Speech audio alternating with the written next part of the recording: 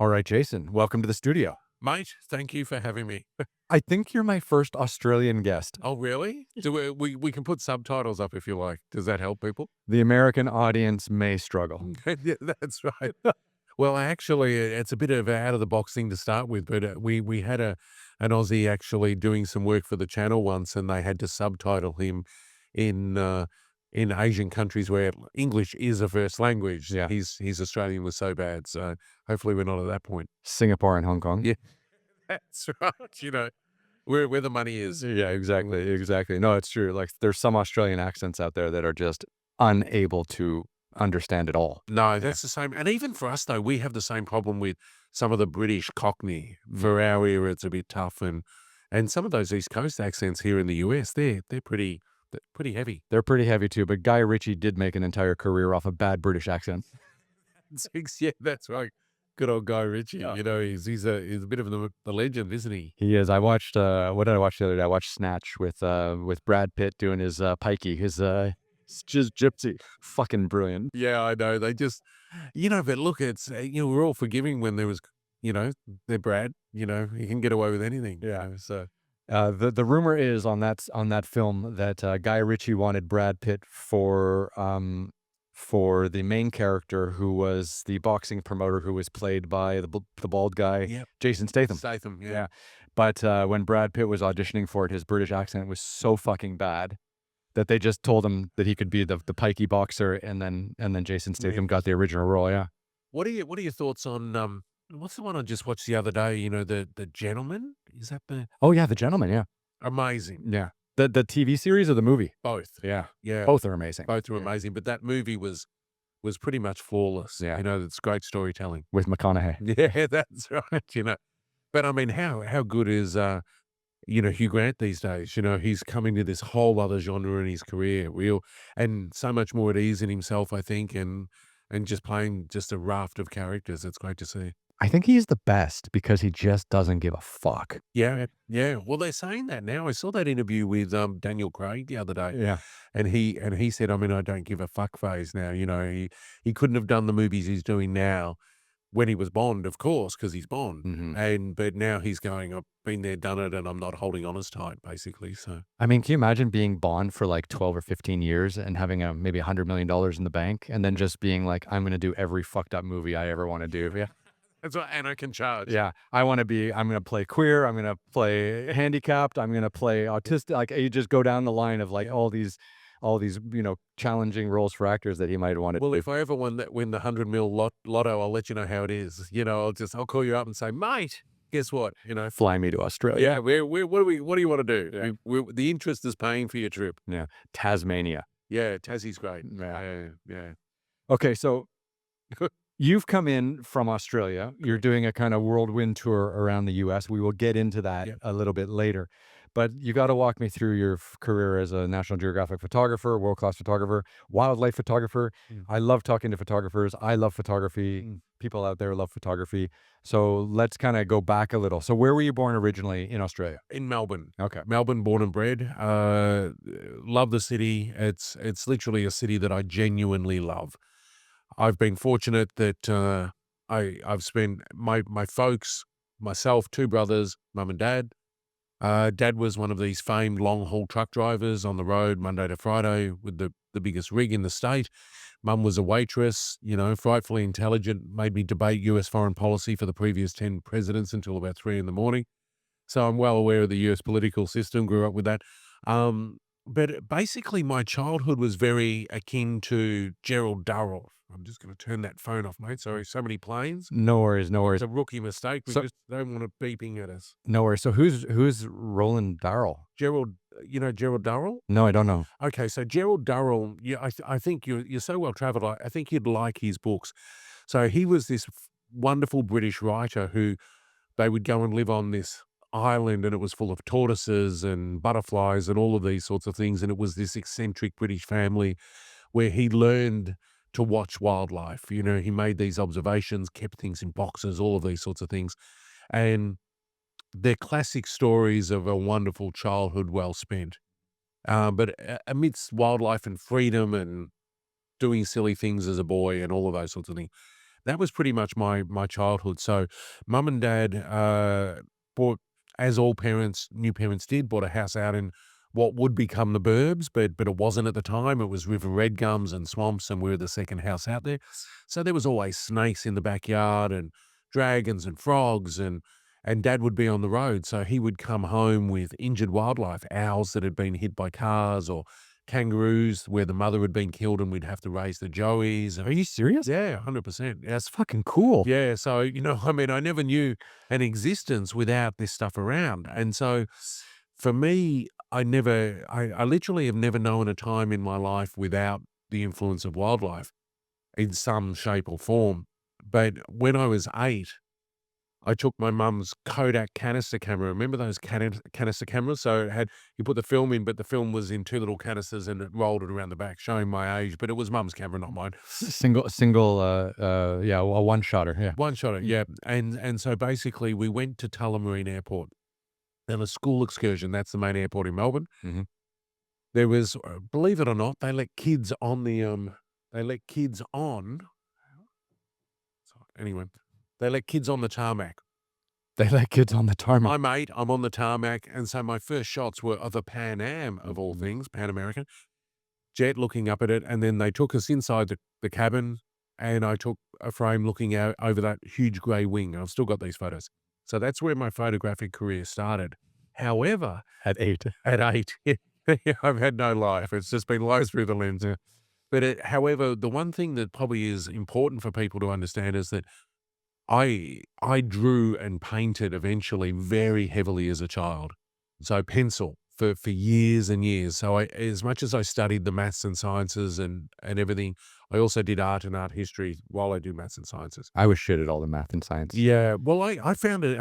I loved it. I had an interest in it. But so for me, compositionally, even as a child, it was more about what didn't belong than what did belong. Mhm. So if I look back at my earliest work, my earliest drawings, right through elementary school and high school, there's a certain balance to my pictures that technically probably shouldn't have been there at that age.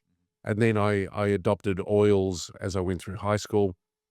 And so, it was one of those things, taking pictures, even those earliest frames, there's a nuance to it. No ego attached at all. Just I saw the world a little bit differently. That's where I'm trying to get to, I think.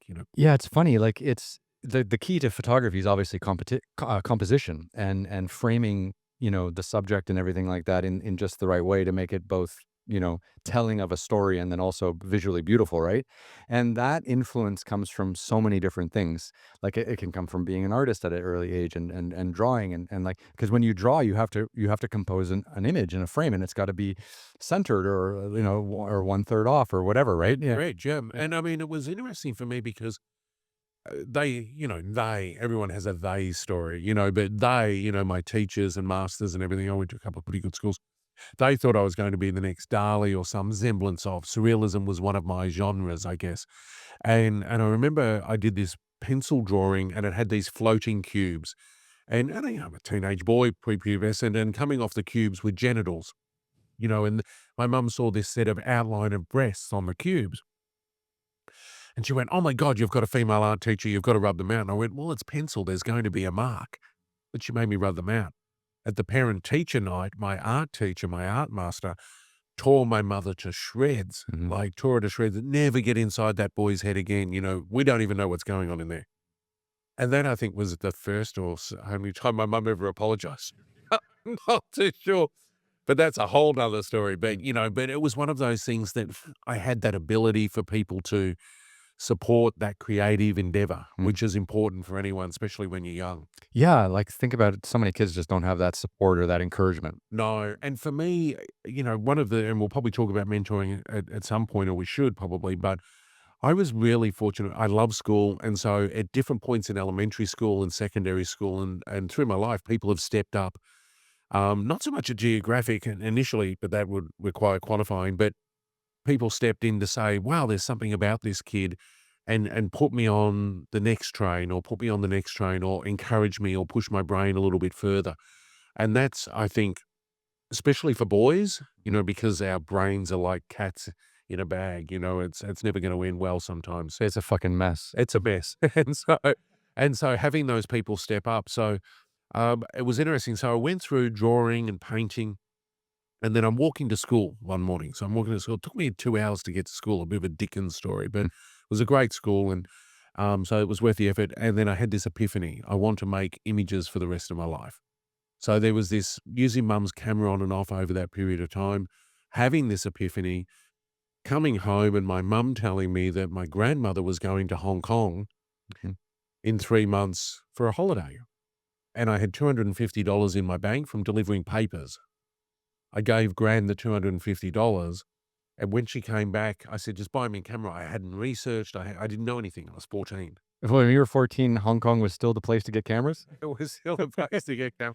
Because I lived in China for 18 years, and I had to get all my camera equipment in Hong Kong. I was flying back and forth all the time because the prices were cheaper and you could get used stuff, and you couldn't trust anything that you got in China. No, Yeah, correct, yeah, yeah. and so she bought me back a Casina. If people don't know, it's Cosina, Casina CT7, Mhm, and it was allegedly, I read once, the world's first electronic camera. It was film, but a 50 millimeter lens, and then she bought me a small flash to go on it. mhm. And then I sort of had the instruction book, and then I started shooting with an SLR, Wow. and, it was, well, I shot what everyone else shot at that age. It's no different now, but, you shoot your friends and you shoot them playing sport and everything, and I had pictures published off my 3rd roll of film in the yearbooks and everything, and I was hooked once I saw editorial. So, Yeah. once I saw my pictures on a page, It's a game changer. it's a game changer, Yeah. 100%. So that was high school for you. You were just shooting and painting and just living life? Yeah, very much so, Yeah. and, I was heavily into sport. I was a state level swimmer and things, but wherever I went, I found myself shooting with the camera. But of course, as you would know, there was no internet, there was no Google, there was nothing. And mum and dad, mum was, an educated waitress, and dad was a hardworking truck driver, and they didn't have a lot of coin to spare. So me getting a roll of film and developing it and everything like that's an impact on the family. Or I had to save up a couple of weeks of paper round money to do my own roll of film. And what I would do was just trial and error. Mhm. We couldn't buy the book, so I would line up against the bookcase with the Encyclopedia Britannica or whatever. I'd put the lens on at one point, it wasn't a 1.2, but whatever, an f4 lens. And then I'd set it at 5.6. I'd write it all down. I'd get it developed. I'd see that. Then I'd move myself further and backwards, Mhm. do another test another time. And that's how I learned depth of field. But I also learned crazy things like you can take a lens off a camera body and you can flip it, Mhm. hold it against the whole of the camera, and that becomes a macro. And so I was using this 50 millimeter lens as a macro, and then you move your body in and out because you don't have focus or anything like that. So I taught myself to be really stable by holding the lens against the body, rocking backwards and forwards, and then just seeing what I could produce that way. That's pretty creative. Yeah, it was, but also too, I mean, some people call me the human tripod. I can hold an 1100 mil at a sixth of a second now, because I've had a whole life of doing that kind of stuff. So, but that formative years of doing that was crucial because, as you would know, when you're young, the passion is so full in you that you really want to explore and you want to experiment. It gets harder for people as they get older. For sure, yeah. I mean, it seemed like you had a champion in your corner when you were an artist and you were painting and stuff like that, and your art master or art instructor. But did you have anyone like kind of helping you out with the photography, or were you just No, figuring it out on your own? just by myself. Yeah. Yeah, and I mean, it was interesting because for me, I think even like in grade 5 in elementary school when I had academic mentors, who were pulling my mum aside and saying, "No, Jace is not playing on the same game as everyone else." I'm not boasting or anything, but I was fascinated by school. I love school and I loved reading and learning. One of my earliest letters to Father Christmas was, "Can I have a book that features all the animals of the world and the ecosystems that they live in?" Mhm. And I got McDonald's Wildlife of the World, which had these wonderful dioramas of the Amazon and Africa and anaconda coming out of trees and jaguar underneath and everything. It was my most read book, and I think I got Disney's Miracles of Nature the same year. And so it took me, as you would know, being well traveled, it took me a lot of pain and agony to realize in many years that the anaconda is not necessarily in the tree because it's an aquatic snake, and the jaguar is not necessarily next to you. You can hike for months and not get either. Right. But, as a child, I was fascinated by how things fit together in the natural world. And it's interesting that your dad was kinda bringing home all this random wildlife. Yeah, Yeah. yeah, and I mean, my dad was, I think the DNA, obviously, I got it from my dad, but my dad had a terribly hard Dickens type upbringing, and he built his first car engine at, like, 12, Oh, wow. but he had no resources, so he went on and did what he did and spent a whole life building antique cars and everything like that, but he was so curious about building things the same way that I was curious about learning about things or experiencing things. So our paths, now that I'm an adult and I'm a dad, I see that similarity more now than I knew it then, but much more now. Yeah, I think as we get older, we really do understand where our influences came from and how things kind of, like, played out the way they did. Yeah. So it's stuff you can't see when you're 20. No, Yeah. and I mean when I shot, even though the school was using my work,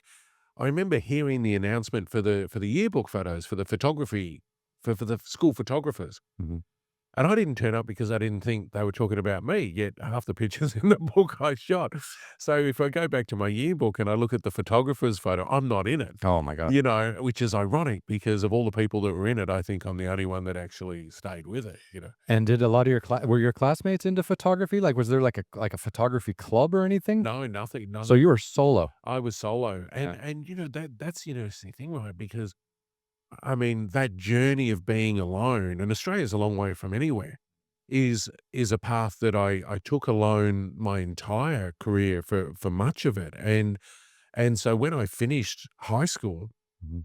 I sent off a ubiquitous letter to Melbourne Zoo. And the letter was like, "I'd love to be a zookeeper, but this is where I went to school." Again, it's a good school. But got a letter back saying nothing available. But I knew they were short staffed because another waitress at my mum's restaurant, her sister worked at the zoo, Mm. and I came to learn that that was the line. Yeah. Why'd you wanna work at a zoo when you came out of high school? Well, it was well, I actually had gone to the school that I went to, which is, again, without ego, the most academically selective school in all of Australasia. So 400 million, you can't buy a place. If your father went there, you don't get a place.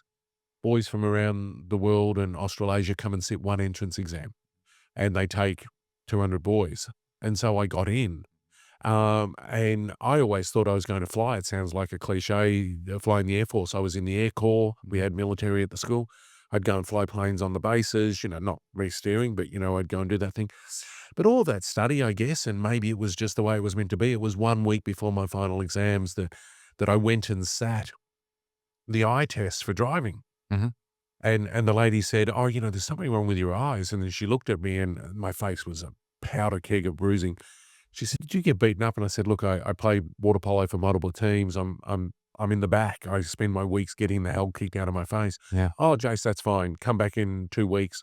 But when I went back, we did it again, and my eyes had shifted through all those years of study, whatever the explanation was, and I couldn't go into the military, Mm. because, that's just how it is to fly. Yeah. So the Air Force sort of said, "We'd love to have you as a photographer. You've got an interest in photography." And I went, "No, but my equal great love." I was fortunate, and I mean, this is really worth noting, is that so few people know what they want to do in life, Mhm. male or female.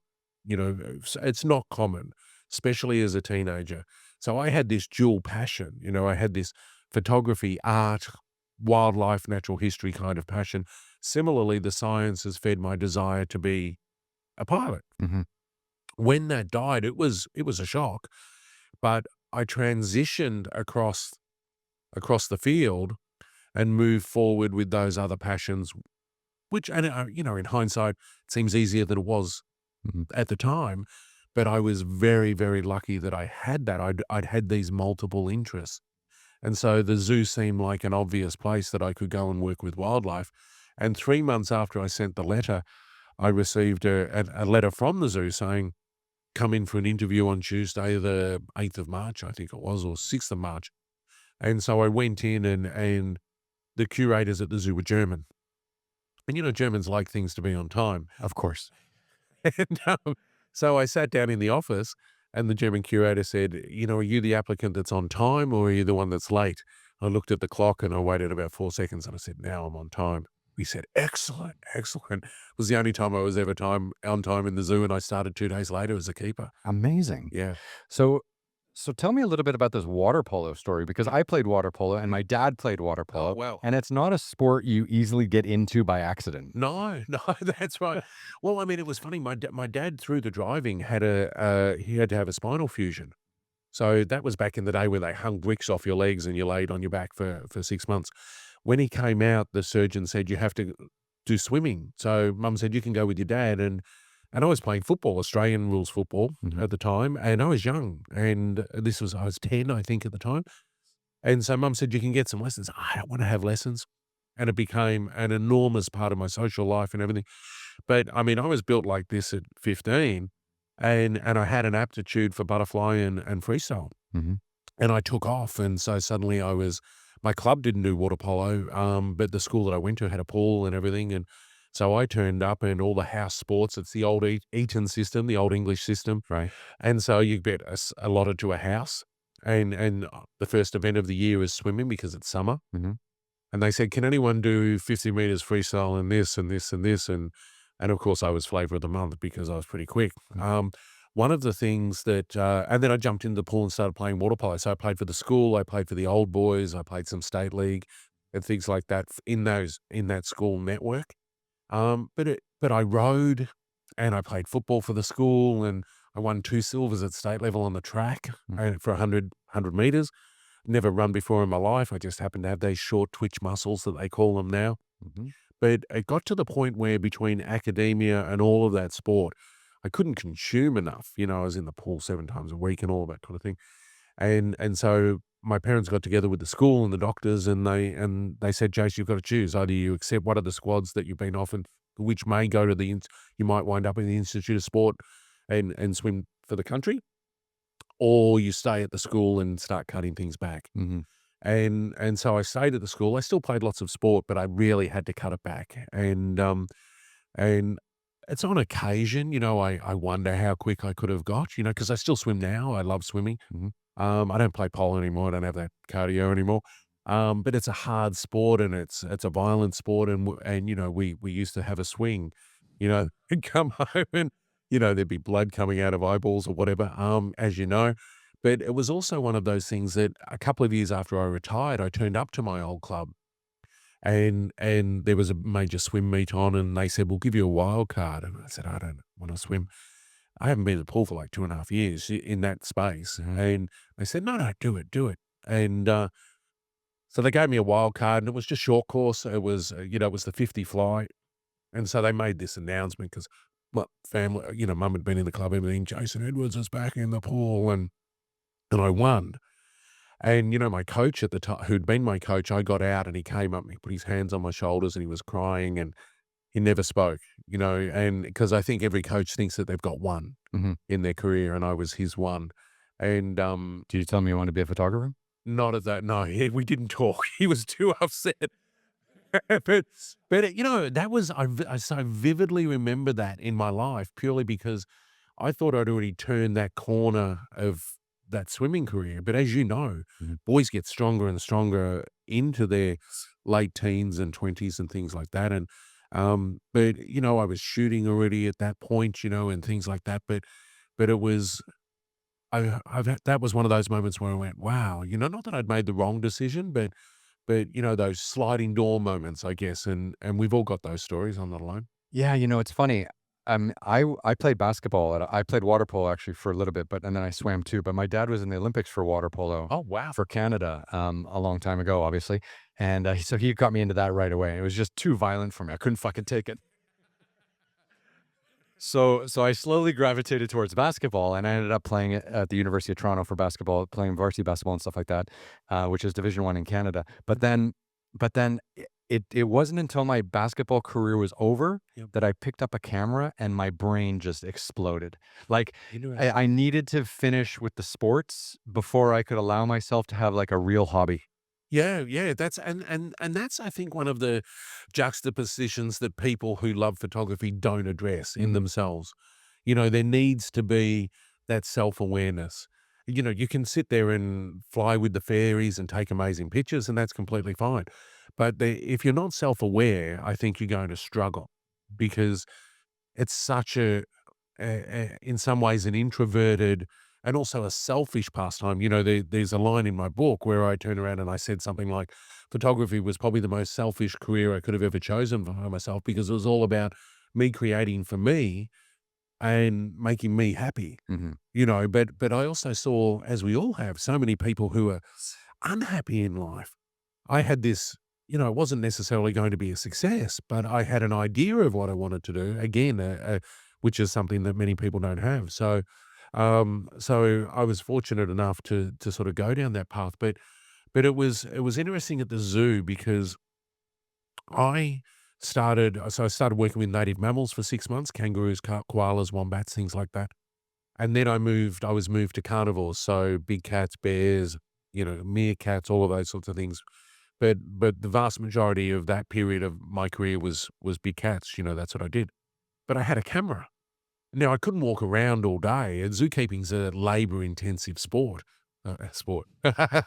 Labor-intensive career, you're scrubbing and cleaning and lifting and all of those sorts of things. But I also had lunchtimes and morning teas and afternoon teas and things like that. So I was learning the behavior of animals, not only in my care, but there'd be giant aviaries with hundreds of birds, and I was desperate to get that bird or whatever. No interest at all in photographing people. None at all. That's interesting. Yeah, Yeah. I would refuse to shoot a person, like refuse to shoot a person. Especially when they give you that dirty eye. Yeah, that's exactly right. But it was one of those scenarios for me that the zoo also, so my studies, I never studied photography. I studied applied science and animal sciences and everything, which I did whilst I was at the zoo. So I came out of high school at 18 and then got a summer job, like we all do, and then started at the zoo. So I never did the straight into uni, or I never did the gap year, which is quite popular in Australia. I just went straight to work and then straight to work, Mhm. So when I think about that, that's my dad's work ethic. You just get in there and you get it done. Well, yeah, I mean, and two, like your dad, from the sounds of it, your dad had a rough upbringing, right? So, when you Mhm. grow up in that environment and you hear those stories and then you do get a job, Yeah, you fucking hold on to it, right? Like you're not going to go 100%. off to Europe for 6 months and give up your good job because it might not be there when you get back. Exactly. Yeah. Dad, to dad's credit, dad never passed on that domestic violence that he'd experienced. He broke that cycle, and, which is saying something with 3 boys and not a great father figure, but he did, and Your that's your household must have been fucking nuts with all the animals oh, and the was. But, I was also the oldest, so there was all these years difference between my brothers and I, and they were close. So most of the violence was my brothers against each other. I know that. Yeah, yeah. And, and I'd be looking at him going, "You 2 shut up and clunk heads," or something. But when I started the zoo and I started shooting at the zoo, all the money that I earned from my job went to buy gear, Mhm. and feed the habit, the addiction. So my first, I bought a 20 millimeter solid gore, some Russian 20 mil from one of the German curators Mhm. who'd been a successful photographer in Cologne, and won a lot of awards and things. So he had all this old gear, wasn't shooting anymore. So I think I paid $60 for the 20 mil solid gore. That's yeah. Yeah, and I bought a 50 mil macro from him. I think that cost me 150 because he knew that macros should be more. Right. And then some other, I'd have to have a check, what the other lens I got from him. But, I just started shooting with that gear, because that's what I had. He didn't have a bunch of Leicas, M1s or M3s sitting in the back. If he did, he held on to them. But it was also one of those things that that's the only way to learn photography Mhm. then. And what I did to myself, or for myself, is probably the better way to look at it, because magazines were all the rage, photography magazines and books and things like that.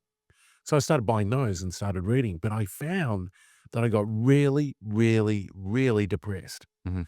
because all I could see was people going to exotic locations, better gear than I had, using filter stacking, and I don't believe in that, for natural history and documentary.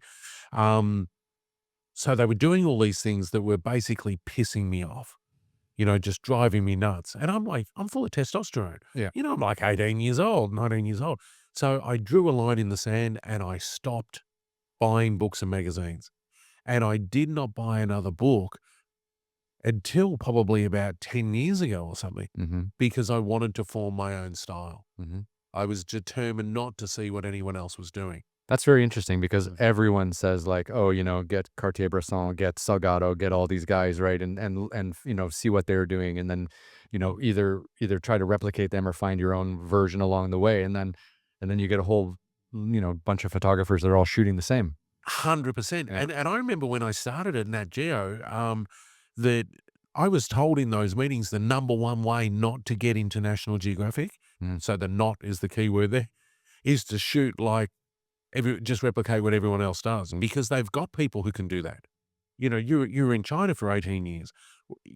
Why would a newbie like me coming into Geographic get sent to China if they had someone who'd been there for 18 years that they knew could perform and deliver? Yeah, they wanna see something new. They want to see something new. Even if they don't use it, they just want to see that you have the potential to create something new. But that's, I guess, further down than the story part. But Yeah. but so I stopped looking, stopped reading, and just shot. Just shot. What was it like working at a zoo being surrounded by koalas? Well, once I went to big cats, it was like they were just food for us. You know, I can't, we never fed the koalas. I know you say that on the phone. I can't say that. But it's interesting because that I had a saying, it takes a zooey to love a zooey, because you spend more time with non-human species than you do with human species. So I had two long-term relationships, which under the Westminster system, 770 years of British rule, were marriages by common law. And they were both zookeepers, not simultaneously. Mhm. Um, and because they understand the psychology and the politics, there's so much politics in zoos. It could be the greatest job in the world, and for some people it is. But I was always active. I had this mother who was driving me to be inquiring and stand up for things. So I was always wreaking havoc, and always sticking my nose into some thing that management was doing or whatever, and that bore me down over the years. I never tired of it, but it also wasn't healthy. Yeah. It was like being in Washington inside a zoo surrounded. That's the kind of mentality about it. So I was there for 12 years in total. Oh, wow, that's a long stint. It's a long stint. Yeah. Yeah, it's not like 2 years or anything. I was there for 12 years. And so it was during that time that I started honing my craft. But then the photographers that would come in were from the media. Mhm. So they'd be from the major papers or wherever they were coming in, because we'd have a new baby gorilla, or we'd have this or we'd have that, whatever the case might be. Some fucking panda from China. Yeah, 100, we did have them actually. We did have two pandas for a while. Everyone's got them. Yeah, and the funny thing is when I look back at those old print shots, I think I took like 3 photos of the damn pandas, and they were there for 2 years. I must have had some I must have been listening to people going, "Fucking pandas," so I went, "Yeah, fucking pandas," and then I turned around and didn't photograph the pandas. I mean, if you got big cats around, it's tough to find a panda in your Yeah, yeah. but I've had plenty of requests for panda photos since then. If I had them, I would have made a few dollars just in stock photography. Did you ever go out to China to see where they are out in the wild? No, I've not No. I've not done it. Yeah, ironically, actually, I had to bounce into Western China because my plane couldn't land in Tibet a couple of years back. Mhm. And because we were an unscheduled landing in Western China, there was a lot of time spent on the tarmac in a very empty airport, giant airport, of course, one of these ones. They build and then build it and they will come. Mhm. And it took hours to get through the airport, and then I was escorted to a wonderful hotel. The hotel was wonderful, and I didn't want to leave the hotel because the bed was amazing. And then the next morning, they turned up and escorted me back out of the country. So that's the closest that I'll get to it. It's just, I go where they put me. So Yeah. it's just, but I do have an interest in, they're fascinating, and they're a carnivore biologically, so I am interested in it. But it was one of those things that watching other photographers work, it wasn't that I was, even to your point about people being told to look at things. I was the keeper. I'm there to manage the animal and things, but I'd chat with these people. And I remember one day one of the guys said, "Jace, you should be shooting Kodachrome 64, slide film." And I sort of went, "What's 64?" And he said, "What are you shooting on?" And I said, "I know, Kodak Gold 400." And I was getting pictures published off that. But, so I went and bought a roll, and, it was 1/3 of a stop leeway. You blew the highlights, you were gone. You blew the shadows, you were gone. But that was Nat Geo's staple. And this was well before my Nat Geo time. So I started shooting transparency, and that really taught me to read light. And I have a philosophy, and this will probably offend some people, many, maybe everyone. I hope so. Uh, That's why we're here. yeah, well, we can go down that path. But one of the things that I've always believed is that the photographer you are on film is the photographer that you are. Mhm. Throw digital out the window. Digital's so forgiving that if you want to know who you are as a photographer, everyone's making film again. Kafuji never stopped, Ilford never stopped. All these Czechoslovakian films were always available, and film's huge again now. Mm. Nikon and Canon are both making film cameras. You can go and buy a $50 camera somewhere on eBay or whatever. Go and buy some film, shoot it as if you want, shoot it properly, and then see what you get. I love that because, I published 2 books, photography books. One was all black and white, and that was, with Kodak, Yeah. black and white film, and then I made another book all with, like, Provia, Nice. which Fuji was the best in all the colors and stuff, and I was in Tibet, so, like, the reds were just pop. Oh, you crazy. And it was funny because there was that whole camp, wasn't there? The Kodak versus the Fuji camp, And I remember, because I liked the neutrality of Kodachrome, and the 64 ISO didn't bother me because I was training myself to shoot slowly. But I watched these guys. I started shooting, transparency, but um, the zoo would always get calls from books and magazines and people saying, "Do you have a picture of a elephant or a wolf or a frog or whatever species?" And they didn't have an archive. Mhm. So they'd say, "Look, there's this young guy, Jace. He's wandering around with his camera. Here's his home phone number." Back in the day with answering machines. Yeah. And so I'd go home and he'd beep, and it'd be like, "Hi, it's Michelle from Thames and Hudson. Have you got this picture, this picture?" "Yeah, fax it through." Mhm. So they'd fax through their list.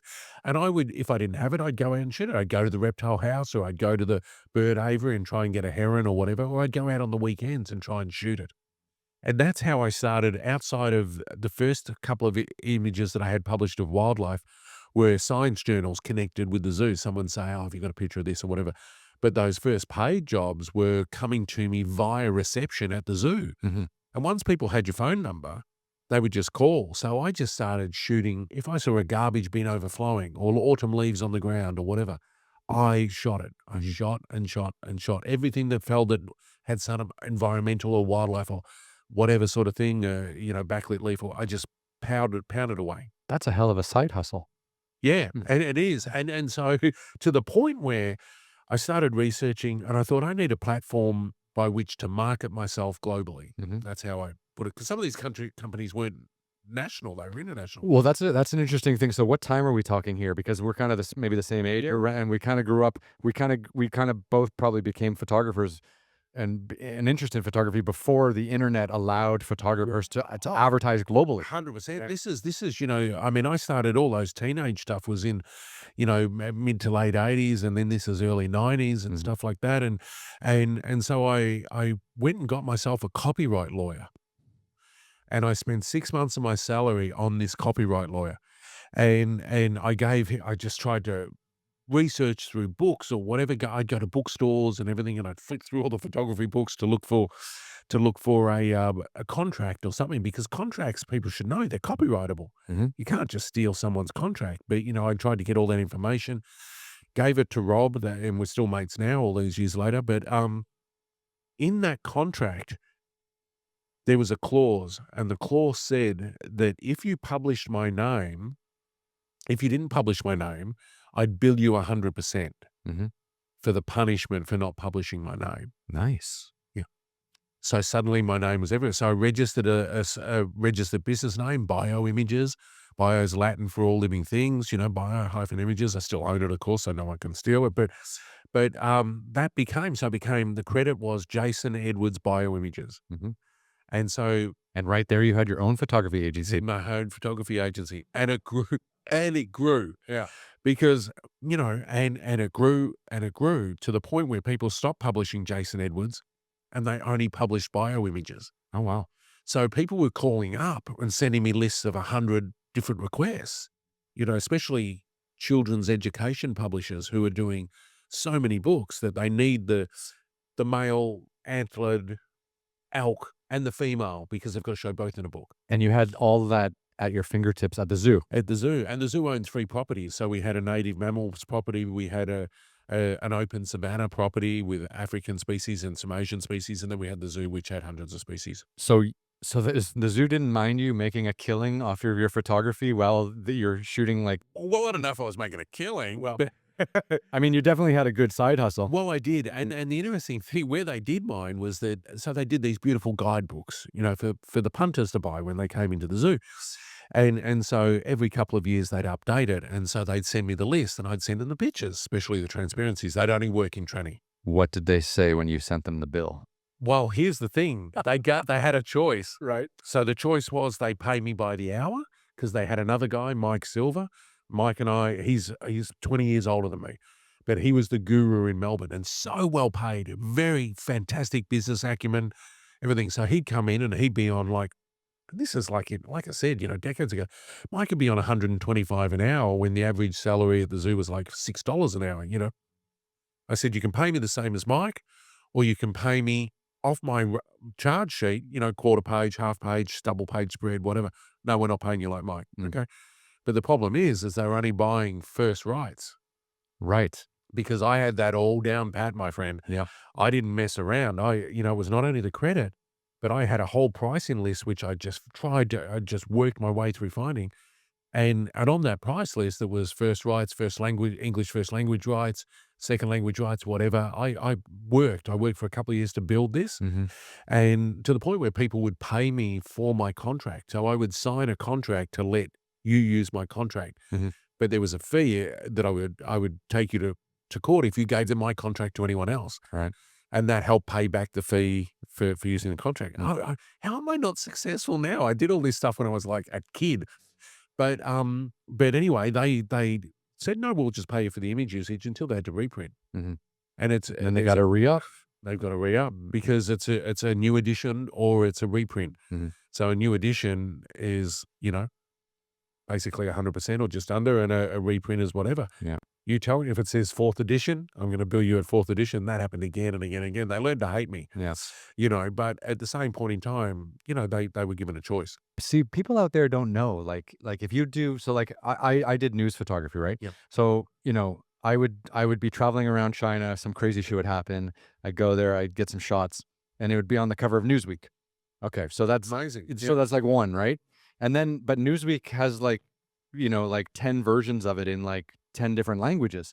So the cover on the American Newsweek is usually the cover on all the Newsweeks. So then you start getting Newsweek Japan, Newsweek, Israel, Newsweek London, like UK, Yeah. and you get paid for every single one of those covers. Correct. So people out there don't know like how the rights of these images work and how it gets pushed around even on one publication through various cycles. Exactly, Yeah. and if you are not monitoring that, Mhm. you are going to get screwed. And so, as I said, so bioimages sort of took off, and my days went a little bit like this. So I'd get up at 6 and I'd do some work. I always had images to look at or pictures to send out. I had to be at the zoo by 8, so I'd do 8. Morning tea, 10, I'd make calls in from the department or whatever. Got easier once mobile phones came, of course, and then at lunchtime, I lived not even half a mile from the zoo. So I'd ride my bike home, I'd grab a snack, and I'd get in an hour of work. Then I'd go back, afternoon tea, I'd work, I'd come home from the zoo, I'd get in a couple of hours before dinner with my partner. You watch X-Files, whatever's on TV, Mhm. spend a little time, become a bad partner. They'd go to bed. I'd stay up working until anywhere between 1 and 3, and I'd do that 7 days a week. I did not take a holiday in 10 years. And so when people say to me, "How did you get," and, we'll get to the Nat Geo thing, but, "How did you build your business?" I didn't stop. Mhm. I just didn't stop. What kind of film scanner did you have? Eventually I got the Nikon, 4000 ED, I think, I had one of those. and, it was, but the interesting thing was, mate, back then we were sending out original trannies. Oh shit, you were mailing Oh, yeah, original? yeah, couriering trannies. So the clause in my contract back then, so decades ago, was $2,500 per tranny. Fuck. Oh, yeah, I didn't mess around. So people would, and I would check every tranny, especially those that had gone on a drum scanner or something, to make sure they weren't scratched up. Mhm. And some clients, these big publishing houses, they might just have 4 or 6 on a sheet that they needed. Others might get 200 or 300. Wow. at 2.5 grand a pop. And I never wanted to, I never wanted to lose them because they're trannies. Part of They me live think for life. exactly, but part of me now thinks one of those big batches could have gone missing and it would have been really good. Although I ended up losing everything twice to both of those long-term relationships and coming home from assignments and my furniture and everything was gone. Oh, geez. So I'm pretty sure if I had have made that kind of money, it would have been gone as well. But the money I did make from bioimages and from the zoo funded the gear, but it also then started funding the travel.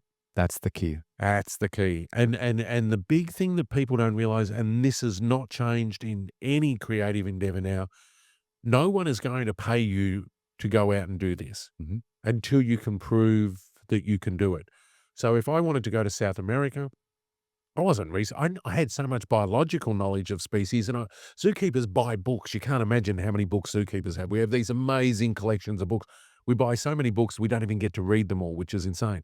But our biological knowledge is pretty good. Mhm. And so I go, okay, I'm going to go to South America, and I'd pop into Peru, and then suddenly I'm gone through 6 countries or something off my own dime with a bag full of Kodachrome 64 and 100 AA batteries, and then I'd bounce around, no Spanish, not even knowing where I was going, but I want to go to the Pantanal, or I want to go into the Amazon and try and go upriver, or whatever the case might be. And I funded Africa, I funded Asia, wherever I went, I funded that myself because all of that work would go into bioimages, and then the library got stronger, which Mhm. then made me more money. But I spent every single cent, apart from the odd clothes or whatever, but I wasn't, and I went out with, I went out, I had a part, you'd go to nightclubs or whatever you do, but I was focused, I was focused. That's such an interesting lesson, I think, like for a lot of young people out there who want to be entrepreneurs or who want to have creative pursuits to like keep investing in yourself. Like the fact that, you could have bought a nice sports car, but you went to Yeah, Peru to build the library, right? yeah, You correct. could have bought a bigger home, but you saved money to get out to go, to go to Asia to build the library. And Mhm. that kind of stuff does pay off. It does in the long run, and I mean, and it's funny you should say about sports car because I did once buy one, but then it got to the point where I needed a new lens, and I couldn't have both, Yeah. so the car went. This Because one's photography is photography. photography is photography, Yeah. and one of the lenses that I had. So back in the day, I was shooting Nikon for underwater, and I was shooting SMC FA, so Pentax SMC FA lenses. Now, people might not realize, but if you're a collector out there, you will know that Pentax has probably the best range of lenses ever made. And they're beautiful. They're just beautiful to look at. So they could be alloy, they could be whatever, but they're expensive. Is this 35 mil or Yeah, Pentax medium mid both. format? Yeah, so the 6.7, remember? Yeah, yeah, yeah. So if you weren't anyone unless you had a 6.7. But this was 35 mil. And so I bought a 250 to 600 mil f5.6 lens in 1991 or 1992. And it focused, so it was fixed 5.6 all the way through. And so the aperture didn't change, but it focused down to 2 meters at 600 mil. Fuck. And it was $25,000 in 1992. Holy cow. And so we called these lenses indent lenses. So they weren't even in shops, you had to get them in. Yeah. And it was funny because I live in a little, my wife, Megs and Will and I live in a little 140-year-old English cottage in the city, heritage area, Mm. like less than a mile from downtown. Restaurants and everything, it's wonderful. But a house in that area, when I bought that lens, was 110,000. So I paid basically the quarter of the price of an inner city terrace in Melbourne, which Melbourne and Sydney are now both in the top 20 most expensive cities in the world. And I bought a lens. But that lens literally built my career. It was my firstborn child. I still have it. So your time at the zoo, you were dealing with I guess land-based animals. So when did you get into like underwater photography? Well, because I've always surfed, Hmm. so I was always in the ocean, and I was a lifeguard during my teenage years down on the coast. Hmm. So it was one of those things that once I started shooting and then doing these trips that I was funding myself, I realized that I needed a camera to try and take some pictures underwater, and then you realize you know nothing about photography. Yeah, it's a totally different game. Like I was a professional photographer I did it for about a decade or so before I figured out like I can do other things that make me happier. But What, have a life? yeah, but then I started making TV actually. Yeah. But so I went in a different direction. But I never once thought like, yeah, I can do underwater photography too. No, and underwater, I mean, like I've got a wonderful CCAM alloy housing, and everything these days. But I've had that for years now Mhm. because I the resolution coming out of the cameras and they're so expensive, it's like the housing, the ports, the strobes or whatever, it's 20 grand a pop. Mhm. And so you can replace the housing, but even then you're probably up for, 5 or 6,000 and that's potentially a quick field trip somewhere. Yeah. So, until someone starts knocking back the res in that body, the Nikon body that's in it, okay, I'm just gonna keep pounding away. But the problem with underwater is and I'm an experienced diver, but you do the same thing that you did last time that worked, and it doesn't work, Mhm. especially with strobes, Yeah. so you think, "Oh, I've got it down pat." So I was in West Papua earlier this year, best reefs on the planet, amazing, unbroken, millions of fish, it's staggering. But, those first couple of dives, because I'm not underwater all the time, some years I might be under 2 or 3 times on shoots. Other years I'm in deserts and forests and mountains or whatever, and I don't get underwater. That's just the nature of what I do. But, it takes those first couple of dives where you're underwater swearing into your red going, "What the fuck?" Yeah. It's like, "Why did that turn out black?" Mm. Or whatever. But, when I get it to work, I can get it to work, and I get it going, I get it going, but the conditions are so variable underwater. That's the thing that people don't take for granted. Yeah, it just seems like a total miss for me entirely. Yeah. So, So this BioLife, agency that you set up, like bioimages. bioimages, sorry, you had built it up and it was paying you enough where you could actually travel all around the world independently and continue to build the library which was being sold. So, I mean, wh- were people just going to the library to buy pictures? Like, when did people start hiring you and sending you out on assignment to get exactly what they need? Yeah, fantastic question. So what ends up happening is when people see your name, then at some point the penny's going to drop for someone, for an editor somewhere. Yeah. And they think, "Oh, this guy's look at all this work we keep getting from him. Oh my God, we need something." Now, again, this is probably going to bruise some egos out there, but Let's slap those yeah, egos. let's slap them down.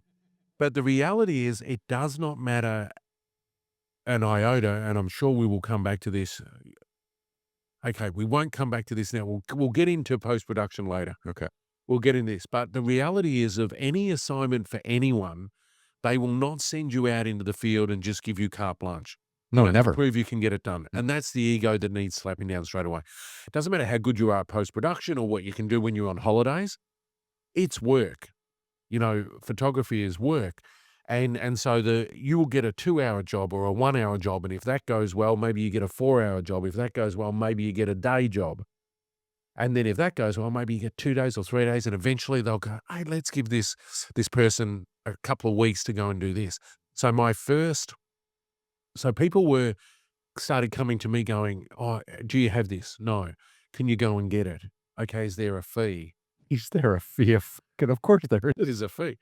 And so I'd turn around and I'd say, for me, because it was all about ownership, I've owned everything I've ever created. I'm the exact same way. Yeah, I learned from photography all about copyright, and my yeah. through my entire television career, I've owned everything I did. And that's the key to success. So sometimes people would offer me an opportunity that the fee wasn't there, but they covered all the expenses, but I owned everything. So I bet on myself, especially if it was somewhere that I hadn't been before. And How old are you at this stage? Like, that's a lot of confidence. um, yeah, maybe what they said about me was true. He's really confident. He's kind of an asshole, but he's good. Maybe that's what my girlfriend, my marriages by common law, maybe they were right all this time. Like early 20s, Yeah. very early But 20s, that's a late that's teens, early 20s. that's a huge amount of confidence for someone in their early 20s to be able to, like, to just be like, "I'm just gonna keep doubling down on my own skill." Yeah, thank you. But it's interesting. I caught up with a mate from the zoo last year that I hadn't seen in years, and we were just chatting away. And then I had that insight into how other people saw me.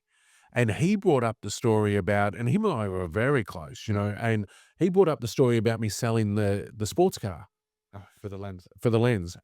But he said it as if I was just on the same page as him. And his comment was something along the lines of, people never really understood you at the zoo.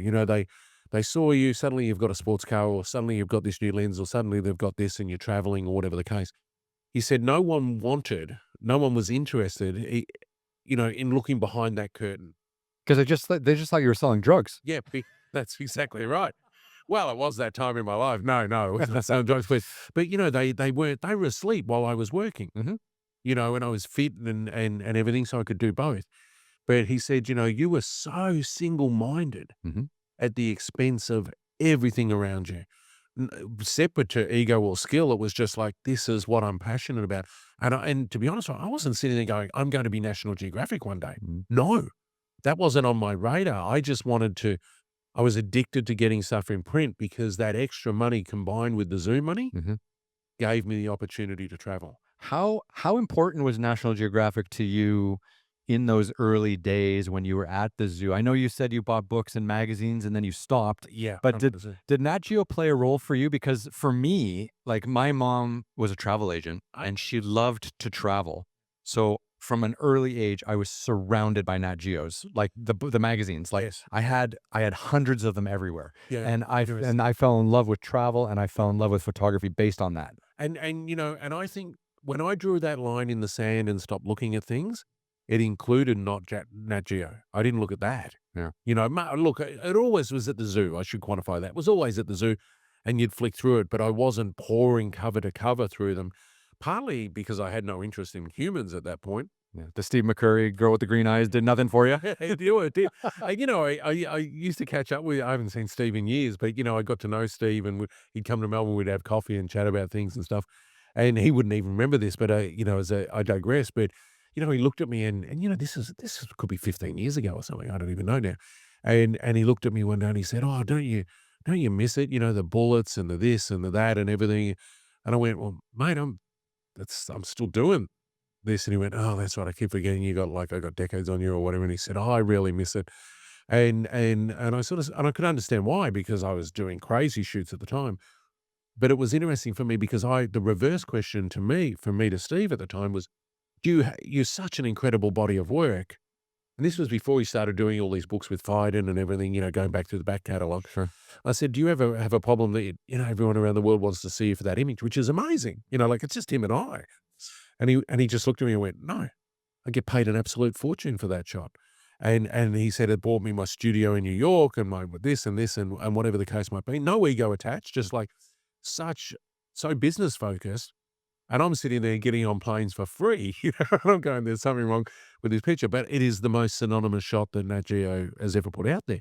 And so for me it was I drew that line and I'd look at them there, but I was exposed to imagery in the books I was buying about species diversity and things like that. But I had to have that barrier going. I never looked at them going, wow, I want to shoot better than that. Mhm. I want to see that or experience it and see what I can create. Yeah, see what your version of Yeah. that space would be And like. that has been literally my entire career. That has not changed. And people never like, the human condition never attracted you. Not when I was that young. Mhm. And I think that was part, sort of, and I'll be diplomatic here, No, don't the be diplomatic. You haven't been Oh, diplomatic at all. Just no, but you need to let me finish this sentence. So, I mean, on the family front, and that's why I'm gonna be a bit diplomatic, there are elements in there that made me not want to document the human condition. okay. And so but here's what happens with that, is that suddenly you go to South America or you go to India because I wanna see tigers, so I go to India, there's now 1.4 billion, but let's say there was 1.2 billion then or something, people, and so suddenly you're taking a picture of a Hindu temple Mhm. or someone in the street or this or this or this, and you come back and you've got all these people pictures. So suddenly Bioimages has a people archive. And then next time you go to Africa, and I remember coming back from a shoot in Africa once, and an editor called up and they said, "Jace, we need leopard, lion, whatever, da da da da da, and some people." And I said, "I don't have any people." And she went, "You were gone for 3 months." "No, I don't do people." I will never waste a roll of film on a human being. Not a human being. But, then as your photography grows or you evolve, secretly that creeps into your repertoire. Sure. And then you get a little bit older and then you suddenly find that you're shooting this and that. But I've never, as much as I've had a lot of success with people pictures that I've taken, I've never would never give myself the title of, a human photographer. I can get a nice shot, but there are people out there who have a gift that they can instantaneously make themselves invisible to the human condition. Mhm. And I can do that, but it's randomly appears. I can do that with wildlife, but Mhm. with people. So as much as I now get whole shoots where I'll go to Iran, or I'll do cultural wonders of the world or whatever, and it'll be World Heritage sites, and I'll look for people pictures. And I love doing it, and I like I'll do it more in the future. But I'm also aware that I'm the kind of personality that will go up and embed myself in someone's community and maybe not necessarily shoot by the way I'm shooting. But when I've got a difficult subject, I did a story years ago on HIV in children in Uganda.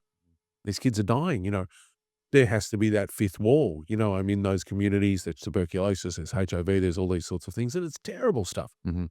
But I'm there to document that, So when I'm not shooting, I play with the kids and everything, and I was there with a film crew for an NGO, and that was, those people,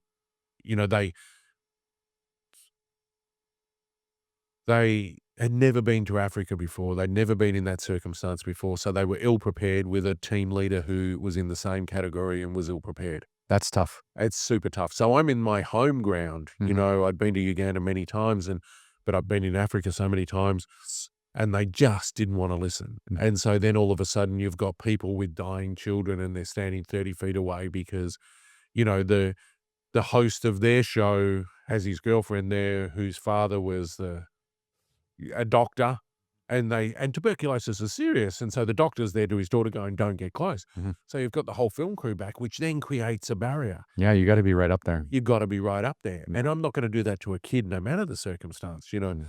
So it was an interesting shoot, and I remember at the end of the shoot, the sound guy, the team was lovely, not so much the director, but anyway, the team was lovely. And he came up and he said, and he'd just had his first child, and he said, "I'll never forgive myself for how I distanced myself from those families." And I just said, "Mate, it is okay."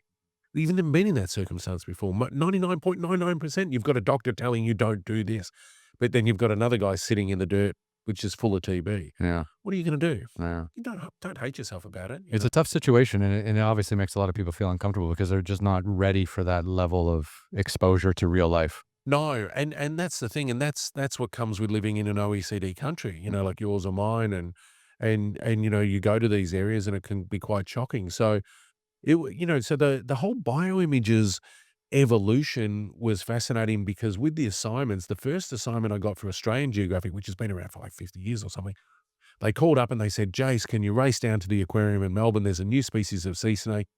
It's going to die. It's dying, not because anyone did anything wrong. It came in a fishing net or something. And take some shots for the magazine, but just make it look alive." Okay, it's on Destor.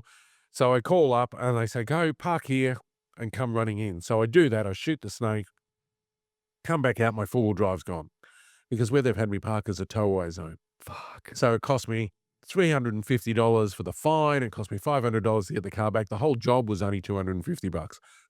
And I went, "Well, that sucks." But then but I'd proven that I could do it.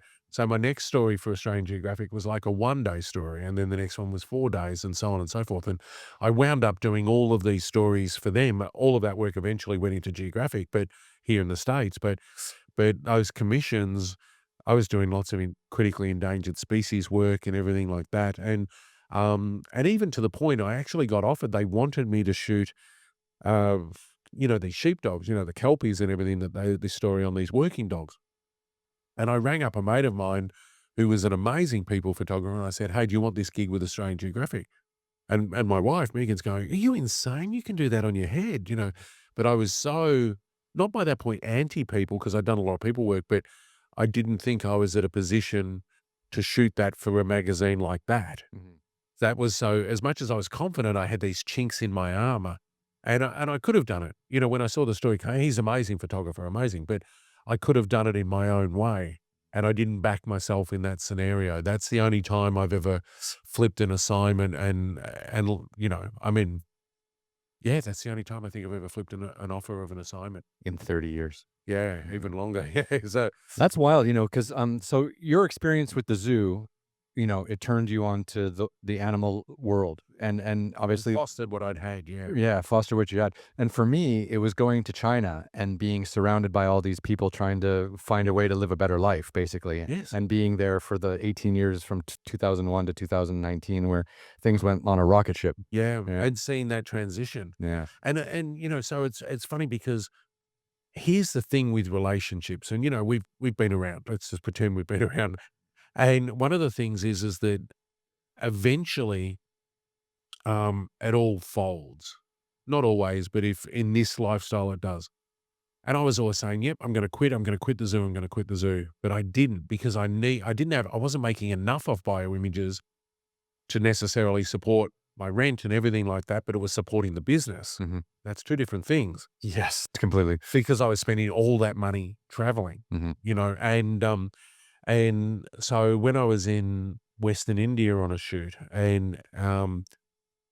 I was actually in Central India on this one, yeah, Central India, and then I call home and my partner of 6.5 years, love of my life, says it's over. While you're in India. Yeah. Oh, yeah. That's good timing. Classic move. A classic move. Yeah. 6.5 years. So I said, I was devastated, and I said, I'll come home. I'll prove I love you, sort of thing. No, don't come home. So I stayed on the, I've got this laugh on my face because the journalist was this crazy, crazy journalist, was very powerful, very successful, older than I was. And she just basically took me by the chest hair because she's a journalist. She went, "You gotta get that. We're working here, Mhm. and there's more to that story." She said, so she got me back on the horse, but when I went home, of course, the house is empty and my keys are gone and the lease was in my name. There is nothing in the house. There's a glass and a plastic fork. And your negatives? No, the camera gear wasn't. So my art collection and the film was still there, but everything we'd owned Mhm. was gone. And the plastic fork had a tooth missing and the glass didn't match a set. So that's what I was left with. And so by this point, of course, I knew That's a photographer's life right there. it is, and traveling light. Yeah. But it was interesting because I've only ever worked probably for 2 editors, male editors in my life. The women are so creative that in publishing, women are often the creative directors and things like that in book publishing and things like that. So the word got around amongst all the girls in all these publishing houses that were buying work from bioimages. It's happened to Jace again. Mhm. So I had all these wonderful boozy tear-filled lunches for the next month because the girls would call up and go, "Come for lunch, come for lunch, come for lunch." I'd cry, they'd pat me on the back, they'd hug me, they'd cry. "Jace, you've got to do it better." But what they also would cut me checks because I didn't have anything. Mhm. And so they'd say, "Look, here's $1,000 or here's $200 or whatever," and they hadn't put in an order for a project. It'll all come out in the wash. Mhm. Don't worry about it. Go and buy a kettle. Go and buy some plates. Go and buy whatever. The man needs a toaster. Literally, literally. And so the girls, as that's what they all called themselves, the girls, the group, they got me back on my feet and never ever sent through a request. So the next time they sent through stuff, it came with a purchase order. Mhm. They never asked for that money back. Oh. And which was wonderful. Mhm. It was a real community. That's really sweet. Yeah, it's Yeah. very sweet. And I was devastated. I don't think you would've gotten that much love if you were, like, working out of New York. No, I think so. I don't think I would have either. New York's a bit of a different beast. Yeah, that's right. Well, I think the industry in Australia is different now as well. But that point, and I guess that's the transition point for me was that I wasn't willing to lose that relationship, so I quit the zoo. So I said, "That's it. I didn't want to lose you, so this cost has been too high. I want you back. I'll quit the zoo." So I left. I quit, after 12 years or so, and the zoo wouldn't accept it because I was pretty experienced by that point. So they kept paying me You were running the show. for five, well, not quite, but I'd worked with a lot of species by that point, all the dangerous species, all the hoofstock, all the carnivores, all the primates. So I could go anywhere and work with dangerous animals, and so they kept paying me. And after about 5 or 6 weeks, one of the curators turns up to my house, which was sitting on the floor, because the furniture's gone, and they knew because she worked at the zoo, they knew what had happened, and he said, "Look, we're not accepting your resignation." How And I did went, that work? I don't know. And I said, You've got to stop paying me. I'm not coming back. How stupid was I? I should have let him go for 3 months. Yeah. But anyway, I didn't go back, and, thinking that I would have more time or whatever, I didn't get back with her almost. Mhm. Thank God I didn't, oh, thank the universe I didn't. Just as an aside, sorry to interrupt you. Did it bother you that everyone knew, like, about your private life? Because that shit drives me crazy. Yeah, and look, a zoo is like a family, a messed up family. Nothing happens in a zoo where people don't know about it. And things go sideways, and the parties we used to have at Christmas time and everything, it was not like the workforces of today. Yeah. Everyone knew everything, and people knew their families and the divorces and the breakups and who was shagging who. It was everyone knew. It was hard to keep a rumor. Gossip country. Yeah, Yeah. except there was always 57 people who'd confirm any rumor that was around. So that was tough because I had to turn up every day devastated. Yeah, You know, and then you have all these people giving you sympathy hugs and shit like oh, that when all you wanna do is get on with your fucking life. except for the people that thought that she'd done the right thing, and then they were like, "Screw you, Jack," And that's right, yeah, you know, because the people choose sides all the time, right? all the time. I lost so many friends in my divorce. Yeah, that's right. Well, they're the ones you don't want. But it was interesting for me because obviously I didn't find necessarily more time because I didn't have an income, so I just had to build images and get more assignment work and things like that if I could, and fund more trips and so on and so forth.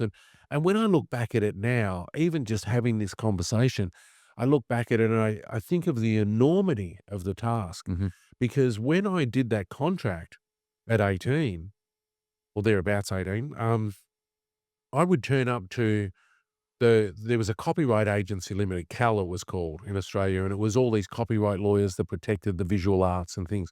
So people would get together, they'd have these gatherings and talk about cases and things like that. I sat at the back of this room one night going, "You guys are a bunch of losers." Like, people are talking about images being stolen, or given from their editors for beers at a pub and winding up on billboards and everything like that. So I started asking some questions, and I could see pointed questions, and I'm 18, I'm full of gumption, and people started turning around, and I said, what about your contracts, with this and this, and why don't you have this clause? Why don't you have this clause? And people just turned around and went, "Who the hell are you?" Yeah, the smartest guy in the room. And I sort of went, "I don't know. This is what I do. I'm a zookeeper, because I'm a zookeeper." But and people said, "Were you even selling anything?" And I said, "Well, yeah."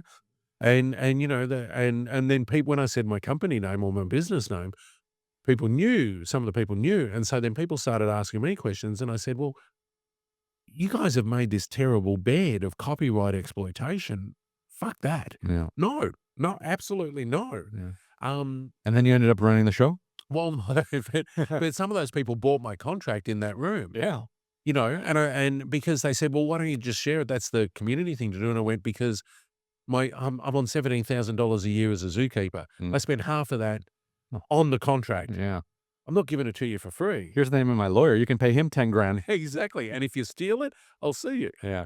And Australia's not even a litigious thing, but I was pretty serious about it. So when I left the zoo and then I went on and then it expanded, the business expanded, it was one of those times that I think it would have been very easy if I wasn't so passionate about it, so dogmatic about my love for it, for the craft, to have turned around and gotten another job.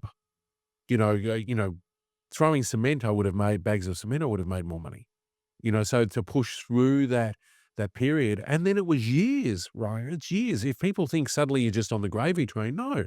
The money comes in, the money goes out, the money comes in, the money goes out. Sometimes the money doesn't come in, but the money keeps going out. It's no different for me or anyone. It's still like that now at times. But I was very, very focused on making a success of it without really having any, like, zero business acumen. Like, yes, all the things I've said makes it sound like I have a good idea, and yeah, I ran the business, but I wasn't necessarily in investing overall in my future success because I didn't have any knowledge. But you did the right thing early, and you figured that if you are gonna make images, you are gonna own those images. And 100%, that yeah. and if you're an artist, that is the only business acumen you really need. Correct, yeah, Mm. and you've gotta be hard about that, you've gotta say, and I mean, look, I have a price structure. Mm. I've always had a price structure that if someone wants to pay to own my work, Mhm. They can. But that day rate is so monumentally high Mhm. that no one's ever paid it. No? No, no one's ever, because you know why? Because I made it so high to stop them paying it. Yeah, of course, right? I wanted, unconsciously or consciously, I wanted to own it. Yeah. Because here's the thing, you go off to Africa, and you fund some trip to Africa, and then you're in this situation where I don't know what I'm going to get. What if I get the shot that can be used? What if I get the once in a lifetime frame and someone else owns it Mhm. and sticks it in a drawer for the next 50 years just because they paid me $10,000 a day or whatever, I didn't want that. But it also meant I took all the risk.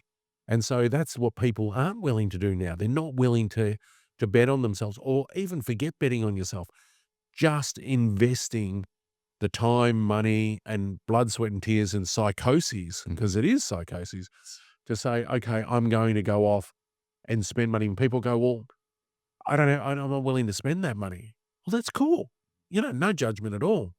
But the reality is that if you don't, no one's actually going to get you to do it. Where do you stand with corporate photography? Like, because when I worked for the New York Times for almost 10 years covering China, right? So, like, every week my name was on the front page of the New York Times because the fucking China stories were always the biggest stories Yeah. for decades there. And people would see my name in the paper, and then they would write me and be like, "Hey, we work for Alstom, the French conglomerate, and we're building the Three Gorges Dam, and we need you to go for a week and shoot inside the Three Gorges Dam for our annual report, and we're gonna pay you X amount of money a day, and you can still keep the images." And but, like, my I like, a huge part of the amount of, wealth I was able to create as a photographer came actually from corporate work that came from my editorial work. Did you ever have anything like that? I had people offer it to me, Yeah. but mine was never, the stuff I got offered to do was never as cool as that. Yeah, fucking the Three Gorges Dam was cool. Super cool. Yeah. Horror show, but cool, and it was one of those things that whenever I got those offers, I tried doing the sort of stuff that, and not, and again, I'm not rating it. I don't want it to sound that way, but I just wasn't wired for that. I needed to be crossing borders with no visa, or, getting shot at in the Congo, or being out in the bush trying to find or turning, not even having any goal, but just walking through a rainforest at night, turning over leaves, seeing what insects are underneath them, Mhm. and not even if I shot it, I probably shot it poorly, but potentially spending all that money and not getting any sales from the shoot. Yeah. I didn't care. I just wanted to travel, and I wanted to use the cameras, and, you start buying the cameras. So you had that bug though, like you were looking for adventure, you were looking for new experiences. Yeah. Yeah, I was always going hard. I have had so many rebuilds and diseases and illnesses. I mean, we can go down that path, but if you can think of it, I've almost had it or had it reattached. And because I said I have no DNA, self-preservation DNA. So even now, I had lava in my ear this year, and I've had so many serious chest infections and stuff in Central Africa and all of these sorts of things. And because I had MERS, 82% fatal. And I survived MERS, but I've had swine flu, bird flu, and malaria, and brucellosis, and all these things that kill people. And it takes its toll. But, Mhm. the thing is that going through that early part of the career was what was, it's still necessary now, but it was crucial then. Mhm. If, people who say, "Oh, I'm going," and they call up and they say, "Jace, because, I like to help people out and give advice," but they'll say, "I'm going on assignment to Bali." I say that because it's close to Australia, and I go, Not because it's a shithole. "No, no, well, because the thing is that Aussies go, It's nice enough. yeah, but the Aussies go there and they go too hard, and the Balinese government, rightly so, are sick of people trashing the bars. Mhm, yeah. But separate to that, I only use that because of the beach culture. So someone will say to me, male or female, "Oh, I'm going on assignment." "Cool, what are you doing?" "Well, I don't know, I'm just gonna see," because they might be new to the game. "Cool." Mhm. And then they get up in the morning because their partner's still asleep, go out for an hour or 2, come back, sit by the pool, start having a few beers, in the afternoon. Then it gets to the golden hour or near enough, and they go for a bit of a wander hand in hand or whatever, or just by themselves, and get a few frames, and then come back. And I go, "Okay, cool. So you had a holiday." Yeah, that's not a way to be a photographer. No. Yeah. And they say, "Yeah, but I was on assignment." But you weren't, Mhm. because you don't come back during the day. You don't With bring your partner. You don't bring your partner, because you're never going to focus on that, because they're going to want to spend time with you, not because they're a bad person, because you're in Bali. or you're in Thailand, or you're wherever that's warm and sunny. So don't take the person with you. And then people will say to me, but that's how you lost all these relationships.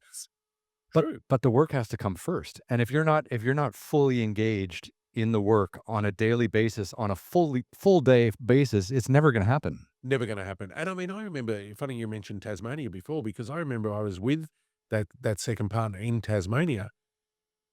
And one day she was really unhappy. She was unhappy all the time. I don't know. But anyway, the thing was, is that during that conversation, so I'd been shooting waterfalls and things, and I dropped the lens and the filter got stuck on and I didn't have a filter wrench. So I'm smashing the lens on the rock trying to get, I was so angry, about it. And so she was sitting there and she said, this was meant to be our get back together holiday. Oh, shit. Yeah. And my disbelief was like, I didn't even know we were even went on the tracks. And I didn't even know. That's telling. It's telling. It's telling. And I didn't even know that I wasn't meant to be shooting. Mm. Okay, in hindsight, I shouldn't have turned the trip into a shoot. But unlike people who will go out in the morning and then go out in the afternoon or something, take a few frames, oh no, I'm shooting the whole time. So, I think that was probably the straw that broke that camel's back. But that's the difference. I'm not paid to make excuses. I'm paid to make images. Mhm. I'm not there to make the news. I'm there to document the news.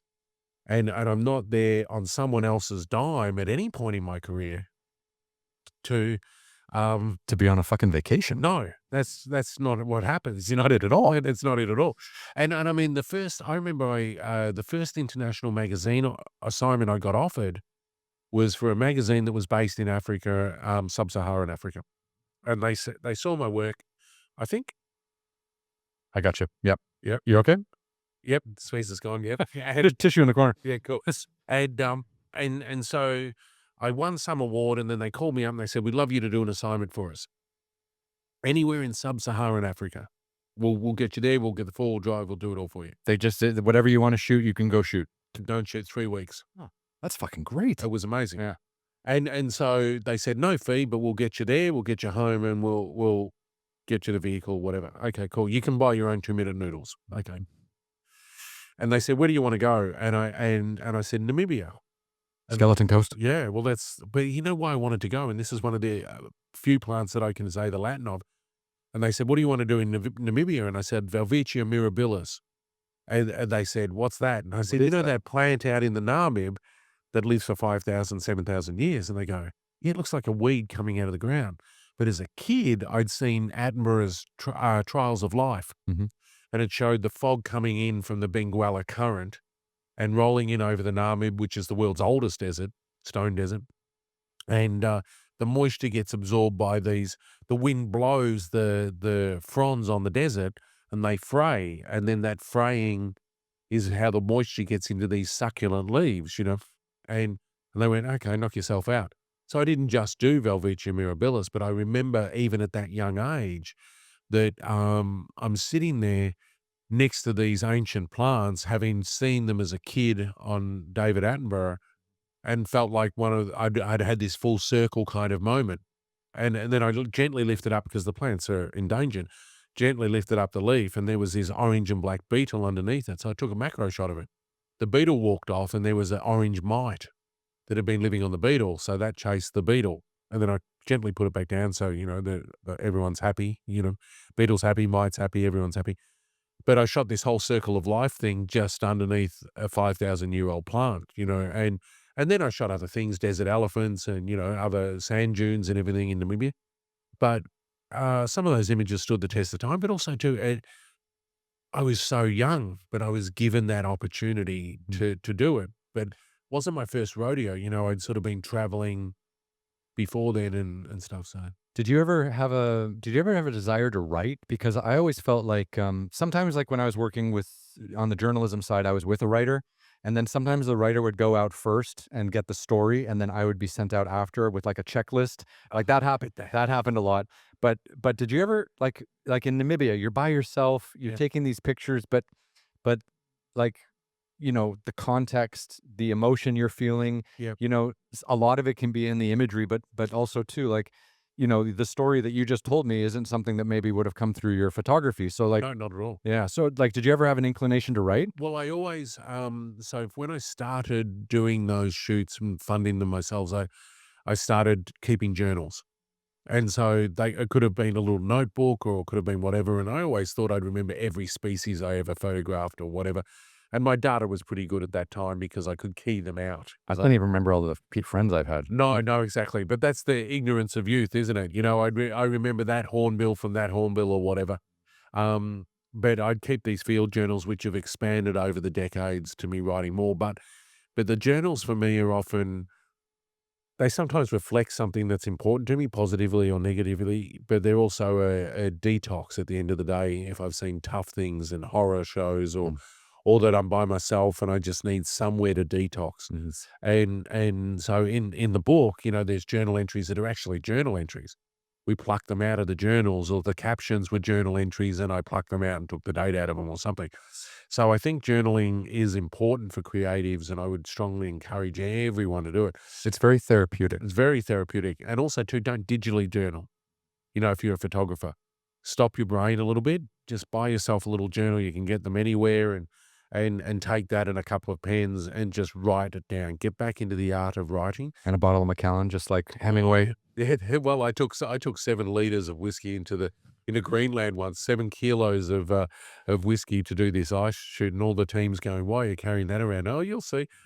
I got about 2 glasses out of it myself, and the rest of the team drank it over the shoot. But that finding that moment, but simultaneously, Melbourne had the world's longest lockdown, for a city, and so I was off the road for 2.5 years, and I it broke the journaling in me a little bit, and I love it, but I'm struggling even now to find my way back because I start writing, but I'm so focused on being connected back to the craft that I wasn't allowed to do for 2.5 years, that when I go on all these shoots for Geographic, I'm focused on getting the content they need, but there's nothing left in me to put those words down at the end of the day. Let's get into that a little bit. Mhm. So here you are, like, you're 2.5 decades into your 3-decade career, traveling the world, you know, throwing away relationships everywhere they go, as happens in this line of work. It's nothing glamorous. It happens. It's Yeah. it's tough,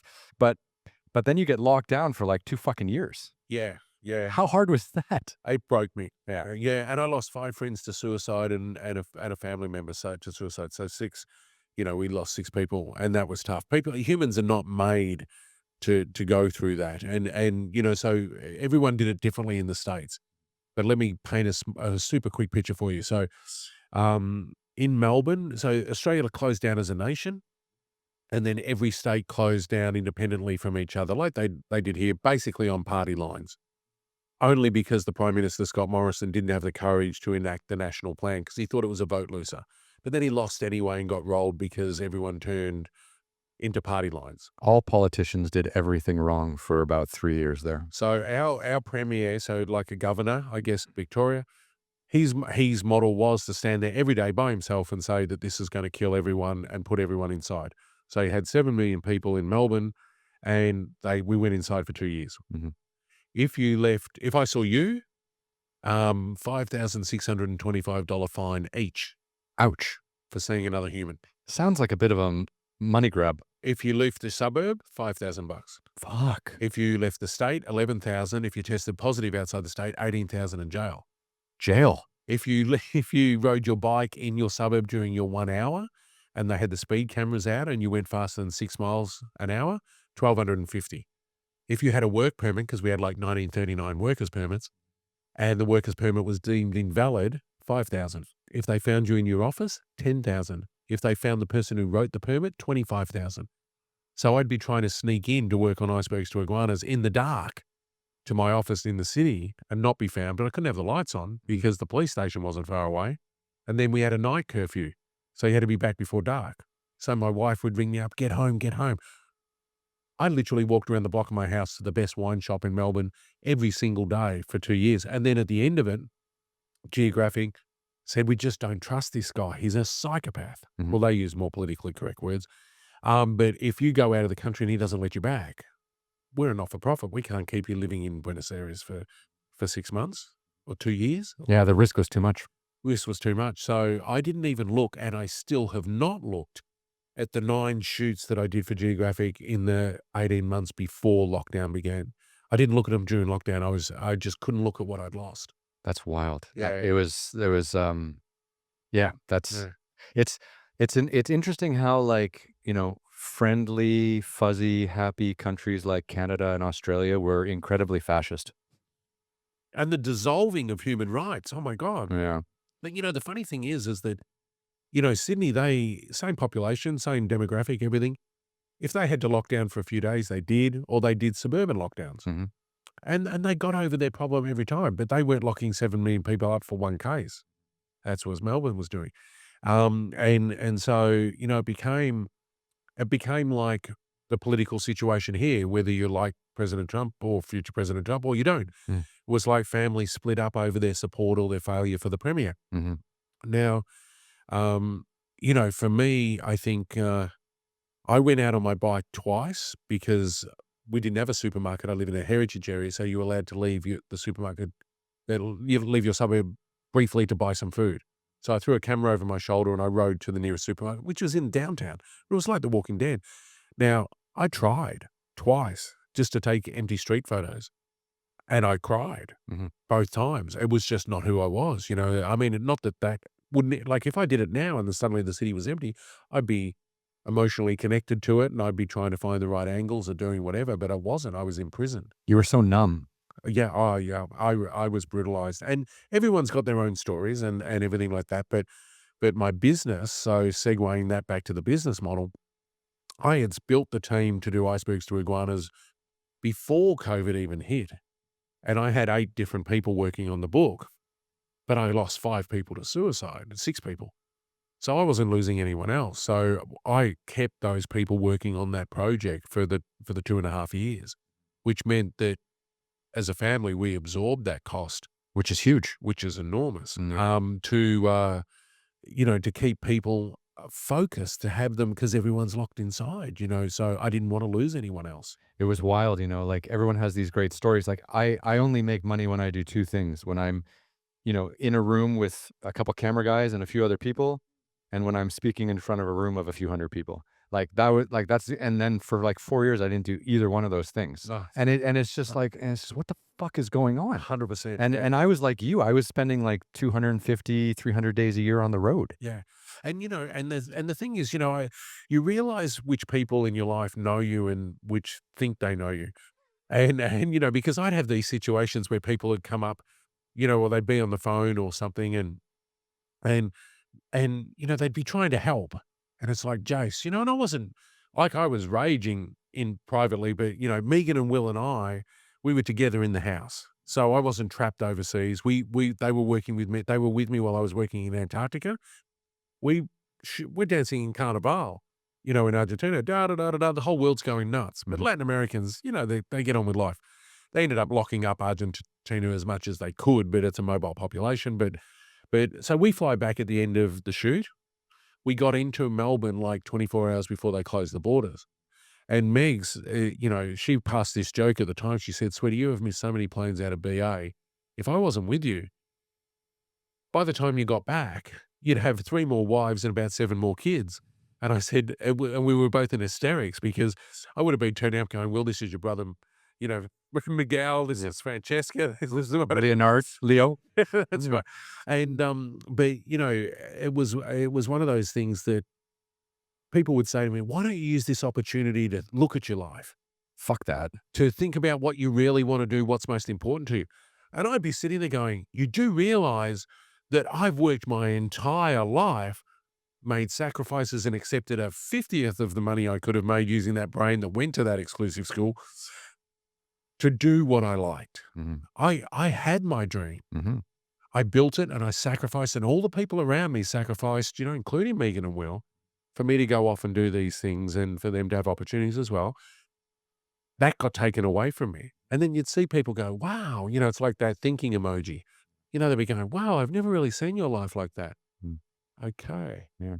Yeah, it was Not different on the different for Christmas us. level. Yeah, different. Hmm. But it is, and it's interesting because, if you brought that back even earlier, to that, to when I came into Geographic, the I waited years and years. They didn't reach out to me. I reached out to them. And so I rang up and I rang reception and I said, "Can I speak to someone at the magazine who does wildlife?" Mhm. And they put me on hold, silence for a couple of minutes, came back, "Sir, what's your name?" And I gave my name. They put me through and it was the director of wildlife photography in the magazine, and her opening line was, "We've been waiting for you to call." What the I know, Yeah. right?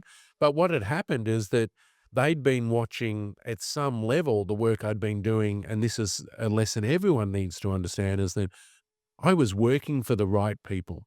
I was telling stories, ideally, touch wood, in the right way. I was meeting budgets theoretically because I was getting more work and more work. The coverages were good and things like that. So they were vetting me from afar. And that's how it should be. That's how good editorial should be. What's your story idea? I pitched an idea. Have you got some pictures? Yeah. So I sent them across transparencies. And then they went, well, this is interesting. Go and shoot some more. I did another 4 shoots, not funded by Geographic, funded by me Mhm. because I was determined. Sent those 4 shoots over, not the whole shoots, my selects. And then they said, look, this is great. It doesn't fit the publishing schedule, but we want to break it up and use some in the magazine. Is that okay? Hell yeah. Yeah, hell yeah. And they paid really well. Yeah. And so then it was interesting because then I sort of was speaking to that editor after that had been confirmed and I'd signed the contracts. And she said, look, Jason, it's interesting. If you'd like to take this further, come to Washington. So I booked a ticket. Bring 150 frames that you think tell your career. Wow, how hard is that? Oh, yeah. And I was a young buck, I wrote it. Well, so that's the thing. So even the night before the flight, the floor in my house, and the house that had been cleaned out, one of my best mates was living with them, and he's a pretty good photographer, but there's hundreds of transparencies on light boxes and on the carpet, whatever. So I picked shots that had been popular in magazines and editorial, and I picked shots that I liked, and I picked shots that people had never understood before. How good are you at editing your own shots? I'm better now than I was then. I always struggled with it. Like, Yeah. I sometimes I got too emotionally attached to Always. yeah, and Always too emotionally attached. That's what alcohol's for. yeah, thank God for that, but it's yeah, I really had a difficult time editing. Yeah. I always had to give wide edits. But I couldn't. I had a 150 frame cap, Yeah. transparencies. So I get myself on a plane, I fly to Washington, and I spent the next 10 days. I realize this in hindsight now, but I've spent the next 10 days going, oh, you should meet with Ryan, he's the editor of Kids Magazine, or you should spend Heidi, she's the editor of of books, or you should meet with this person, whatever. So I presented those 150 frames 44 times in 10 days. Fuck, that's a lot of people. It's a lot of people. Yeah. And so they all big loops, light boxes. They're not messing around. It's National Geographic. And I'm in the hallowed halls of Washington, D.C. Uh-huh. The golden rectangle is everywhere. I'm meeting people, getting on really well with people, which is great. I've been to that office. It's lovely. Yeah, it's lovely. Yeah. And, I remember I sat down with the team at Traveller because we had Traveller magazine. Mhm. And they said, how's it going? And everything like that. And I said, oh, well, I don't know. I'm here. What have you heard? And they said, no, everyone says you're lovely. The pictures are great. And have you been to the US before? And I said, no, I hadn't. They said, have you got any questions? And I said, so Australian, I guess. But I said, yeah, I was staying in a friend of a friend of a friend's apartment. I said, those toilet plunger things. They all started laughing. And I said, yeah. And I said, how does that work? And they thought I was being an Aussie larrikin. And they went, you're serious? And I went, yeah. And what do I do with that? Yeah. And then they said, what do you do with them at home? And I said, well, we don't have them in Australia. And she said, what do you mean? I said, maybe a plumber has one. I said, but there's not one in a house. You don't even see them in a shop. Hmm. They said, what happens? And I don't know, you push the button, everything disappears. And they said, doesn't it get blocked? I went, well, no, So they had to teach me. And that was the start of my editorial meeting for Traveller magazine at Nat Geo. And then once we got past toilet plungers and what not to do, then we looked at the work. But That's a great story. eventually in those 10 days, I was invited to God's office, who's the director of photography for National Geographic. Corner office, masks and everything. So it was him and the assistant deputy director. And so we sat down and They sat on there was 2 sofas facing each other, and we sat there, and after a couple of minutes just looking at each other, and I went, I'm not too sure how this goes. Do I speak first? Do you speak first? What's the protocol?" And they burst out laughing. They said, "We're really sorry. We should have just started talking. We were waiting for you. We keep hearing that you talk a lot." Oh. And, and I said, "No, that's cool." And so we had a bit of a chat, and then they said, you know, "Show us these pictures we've heard about." And so they had a loop the size of a saucer, Mhm. big light box. And so I sat there, and for an hour and a half, they went through the pictures. And when I went back, one of the vice presidents, whom was connected with the image department, said, "Where have you been?" And I said, "Oh, up in the office." She said, "All this time?" And I said, "Yeah." She said, "I think the first round edited record was 7 minutes." And Mm. I went, "Wow." And so anyway, people had lots of conversation. And then the next day I got called into a meeting with that vice president, who slipped a pile of paperwork across the desk, and the front cover was contract. Mhm. And when I went to reach for it, not like snap it back, but she left her hand on it and she said, "We're American, get a lawyer." Yeah. And in my mind, I'm going, I'm signing that no matter what it says. But it was interesting because then she said wonderful things about, everyone likes you. We love your work. We think your psychology, how you see the world fits in with the family. And that's great. And we'd like you to be a part of that. Um, but here's what's going to happen, Mhm. and then I got the litany of disasters, divorces and broken friendships and diseases and all these things. And one of them was, you'll shoot a story for years and then we'll say no. Mhm. And then you'll cry and we'll yell at you for crying. All of that. Everything's happened that she said. But the rewards are so much more, than the negatives, of course. Otherwise, why would you stay? Sure. Um, Fuck. I mean, and so you were a contract photographer for Nat Geo? Well, yeah, so basically so they have no one, Nat Geo, apart from people these icons who are sort of retired now, where they had a couple of people, I don't think they do it. Maybe they do it still. I don't know. Like Steve McCurry, Mike Yamashita? Yeah, well, they know even, people like Nick Nichols and stuff who were on retain. They had a couple of people on retainers, like traveling. They go around and do lectures and stuff like that. I mean, I was in awe. This is like 24 years ago for me now. It's 2001. So I was the baby, on that first night. The Mayflower Hotel is across the road from Nat Geo, and this same boss said, "Jace, come and have a drink." And so I turned up, and Bill Allard's there, and Sam Abell's there, and Nick Nichols is there, and all of these.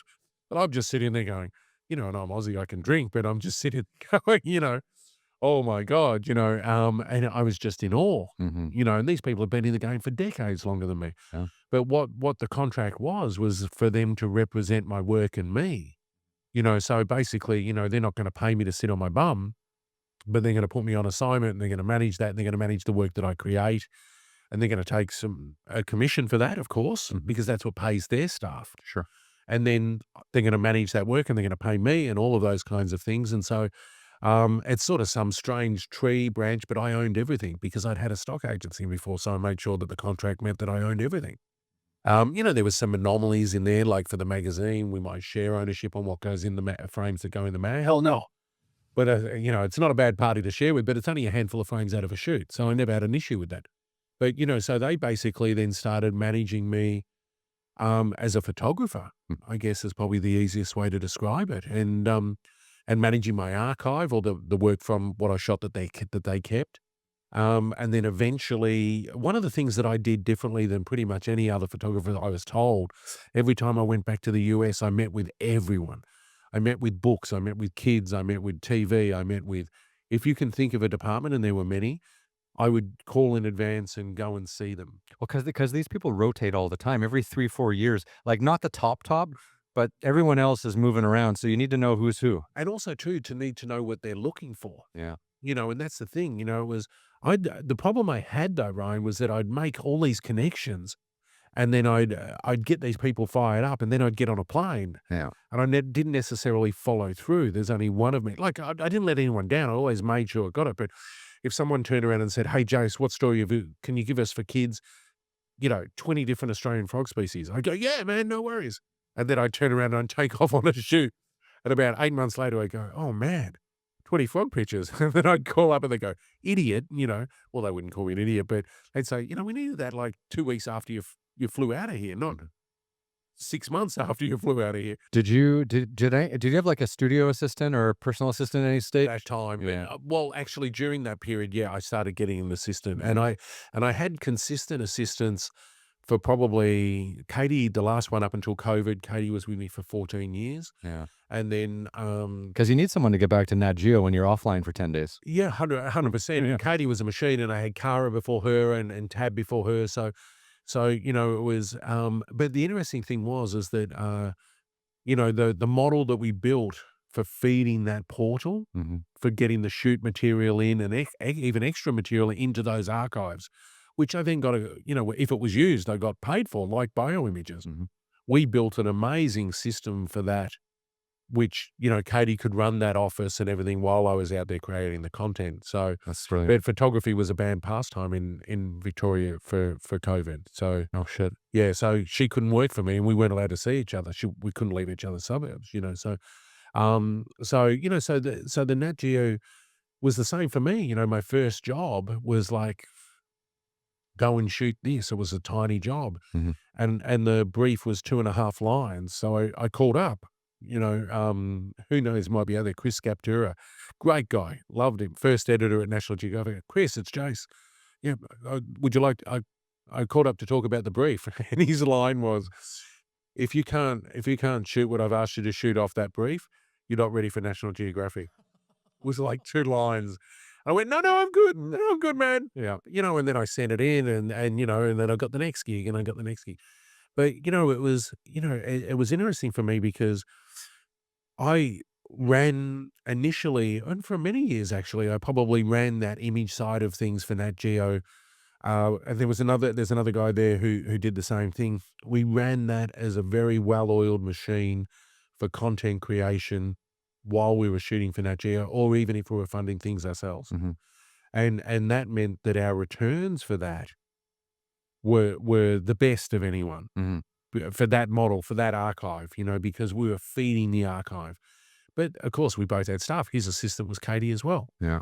So the Katie's, he was just much better at it because, for better or worse, Americans are seemingly great at business. They're just machines. They're just saying, maybe because there's 17 times more people here than there are in Australia, and it's more competitive. Who It's knows? very competitive It's here. very competitive. Yeah. So, they just keep moving, moving, moving. Whereas in Australia, if there's a swell running, I mean, I will during elementary school, because we come in at lunchtime, and the teacher go, "Will, is you unwell?" And Will had just, without even thinking, "No, there was a swell running," because we go off for a surf, Yeah. But he was always so many years ahead in because he's academically gifted. I didn't care if he came to Antarctica with me or whatever. Go, you'll be still ahead when you get back. Or, oh, the surf was good. When he'd get new teachers, someone would say, because I'd drink with the teachers on Friday afternoon, have a beer with them, and they'd have to tell the new teachers, "Hey, if Will doesn't turn up some days, there could be surf," you know?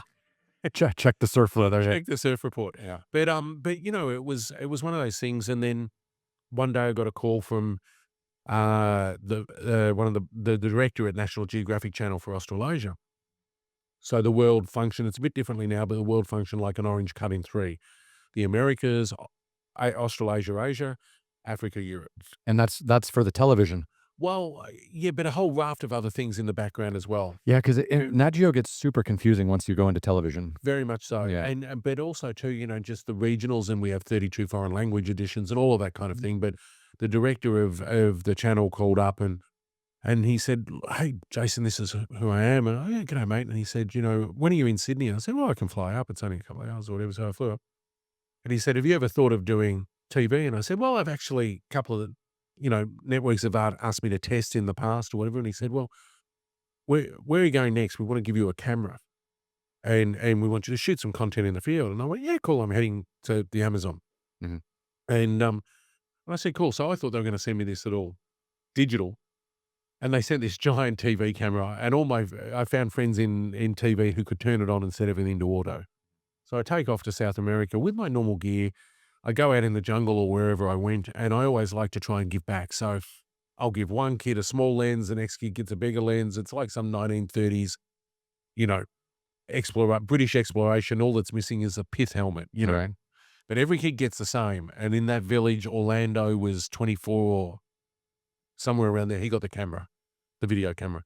So I said, that's record, that's that, da da da da da.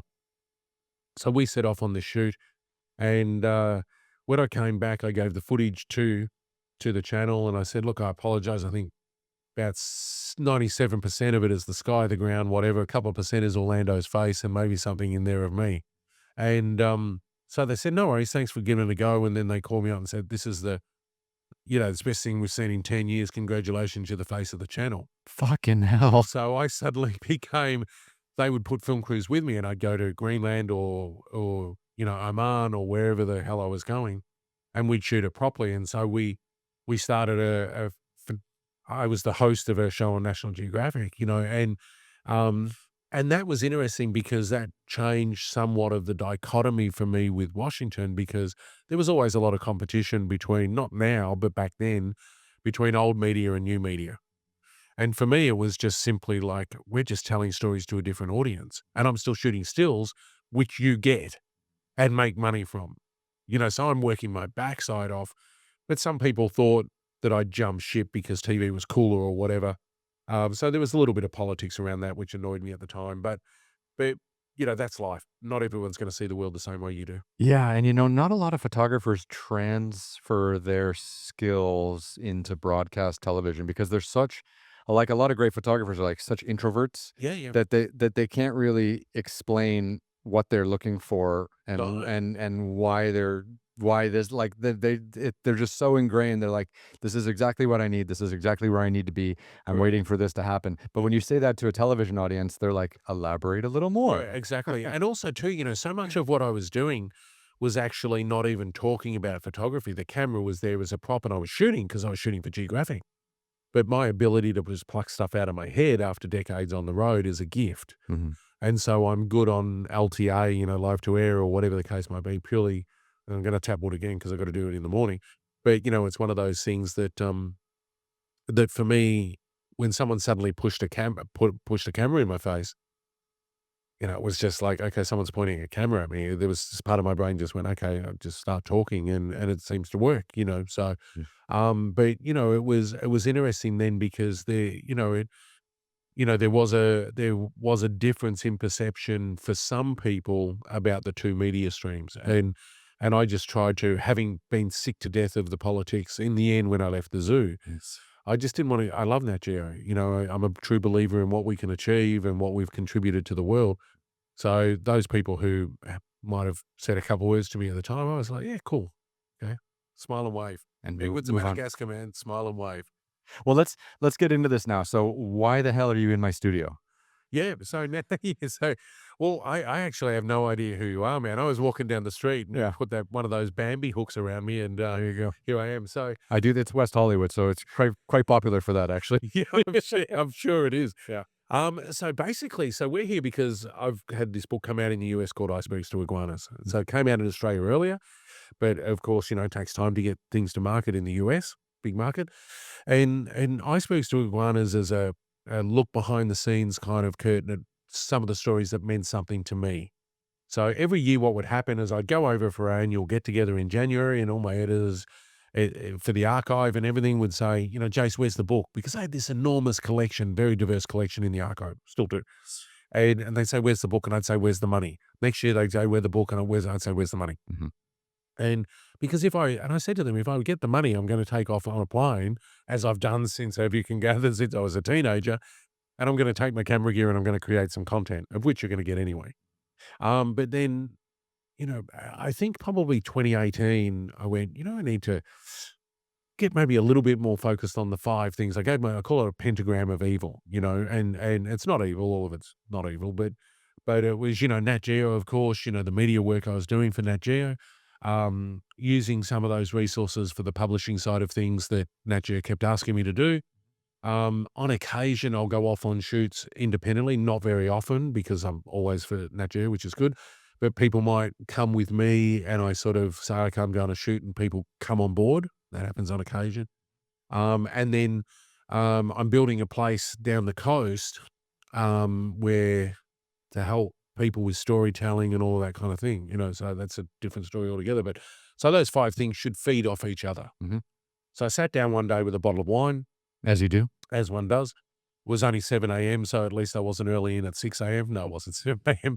And without looking at pictures, I wrote down a list of stories that popped into my head that meant something to me for my career. Mhm. There was probably 40 different titles. And then I sort of said I built a team, I'd built this team because we're in the transition, Geographic and Disney coming together. There was no resources. No one knew what was going on. So I found editors and production directors and all these people that came highly recommended and so on. That's right, 20th century Fox sold Nat Geo to Disney. Correct. Yeah. Correct. Yeah. And so I built this team and then I said, here's the 40. And they said, well, what are your favorites? Pick 3 favorites for a start. And, the Serengeti was as a book project in its own right at some point. Yeah. The Antarctic work and the Amazonian work. And they said, great. So there's 3 for a start. And then the team got together and said, what about this? Tell us about this. And so we picked 16 of the 40. And I went back to my journals for 16, mud mapped up the stories because I'd written before, and things like that. And hired a designer, uh, gave them a handful of images for each story. And when they came back, they said, look, it's going to be about the Gutenberg Bible, Mhm. so and there's not enough room for the images to breathe. So let's cut it in half and do 2 books. And I'm sitting I was paying for all this. So anyway, we cut it, we split it down the middle. They split it down the middle in private meetings without me. Mhm. And then I just agreed. What would I know, But Yeah. no, I agree with the decisions they made. And then we got to expand on those stories. And so Icebergs to Iguanas is a look at how I saw my stories, how I experienced them. As I said earlier, there's journal entries in there. There's behind the scenes. There's the back of the book has the thought processes that I go through. I ran a scholarship for Nat Geo for 8 years, built a scholarship for them, photography scholarship, and for the channel, and so that's got the 10 judging criteria, which is the process. I did the judging criteria off the process I use when I'm creating an image, but it was also too about, I think it would be very difficult, and I plan to do it at some point, here's 300 of my favorite images or whatever. I could do volumes of those, you know, I don't want to jinx myself on my next shoot, but I actually like storytelling, and people are afraid to do storytelling Mhm. because storytelling's hard. And you've done books, you know what it's like, man. You can't have all the pictures that you want, No. especially in a book where you've got 8 or 9 stories. Mhm. And then you have images where, there's a picture I've got of a silhouette of a giraffe on an ashen day at the height of the dry season with a storm clouds descendant. And it almost looks like a dusty oil painting. But the giraffe, and it's beautifully composed, even if I say so myself, but the balance is with the giraffe right in the middle.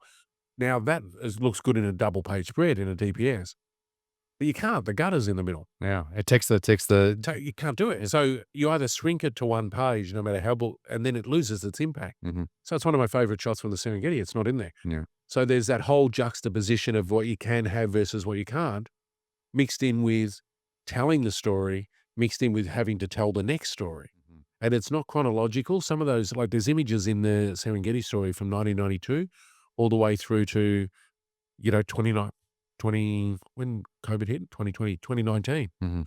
And I've done multiple shoots there since then, but that's for that'll go into the pool. But so, yeah, so it was, and then going through all those journals was very cathartic. And of course, loves had gone and, come and gone out of my life and all of those sorts of things. So it was quite a journey. And then, and then it picked up a gong in communication arts and all of those sorts of things. But I also got control then of how, it's got that Geo logo. They were very kind to give to me and everything like that. But it was sort of one of those things where I wanted to choose the paper stock Mhm.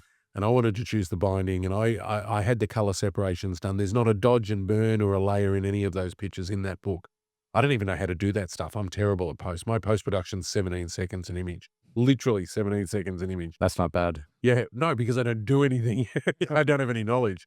And even my staff, when they had it, I didn't let them do it, because I wanted the pictures to reflect how I'd captured the file. Mhm. And so, when they did all the pre-press on it, Ash, the guy that did it, who's a master at his craft, he said, there was like 400 pictures and the numbers were always the same, no matter the lighting conditions, you just got the numbers right. But I've never looked at a histogram in my life. It's You just just how got the eye for it. well, and I learned by trial and error on Kodachrome Mhm, and negative, especially Kodachrome. So I learned to read those subtleties of light, and I still shoot film now. I still take the old Hasselblad on every shoot, mhm, and that keeps my exposure eye in. So the book is sort of, if you're into natural history or human cultures or photography or wondering, what goes on in the field, at least in those particular stories, it begins with my full journey and the introduction comes up to where I enter National Geographic because, the next volume will be the introduction's already written. So we've written 4 of the stories for volume 2 and 3, providing this one goes okay. So buy the damn book. But the second introduction is quite dark, or at least the version that's written at the moment, mhm, because it's a lot about, the stuff we've been talking about, where it is trial and tribulation and loss and tears and all of those sorts of things. And then, but volume 3, the introduction's not. It's about the why. mhm. It's about the joy. So I'm sort of thinking ahead on this, but this book is that journey in, and again, it'll be a rainbow. The stories that are in this one, and ideally, hopefully, that are in the future volumes. Um, it's this journey, rainbow serpent journey around the planet as I've had the privilege to see it. It's not right or wrong. It's just how I've seen it, really. Fuck, you've been everywhere, haven't you? Yeah, I've been around. And that's the thing, and I said to you when we were trying to, I was trying to shift dates because I couldn't get around LA fast enough. It was one of those things that I think I've been in 21 different countries this year, but in and out of 32 countries this year Mhm. or something, and people go, how is that even possible? Well, it's because sometimes I'm going in just to do something very specifically. They're ongoing stories, and you know what that's like as a photographer. You did it for 18 years. Yeah. You're chipping away at, how do you see it this time? And I don't get caught up. When I started buying photography books, again, I actually didn't buy the genres that I photographed.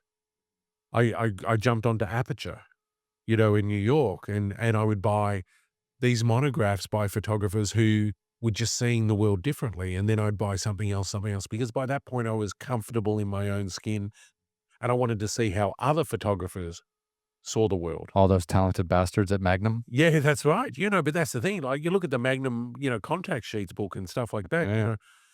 and that's a great book for someone who wants to learn, because you see that some of the most iconic frames in the world, all the others in that contact sheet might not have been very good at all. In some cases, crap. Mhm. And I know that because I used to, we don't now because the system's different, but when we were loading images into Nat Geo, everyone's work was in there. So you'd see even the best of the outtakes that were being archived, Mm. and then you'd see the iconic shot. So it's not like anyone who thinks that anyone at Magnum or Nat Geo or BBC or whatever is getting that frame. Yeah, sometimes you get that frame straight out of the can, Mhm. and you go, wow.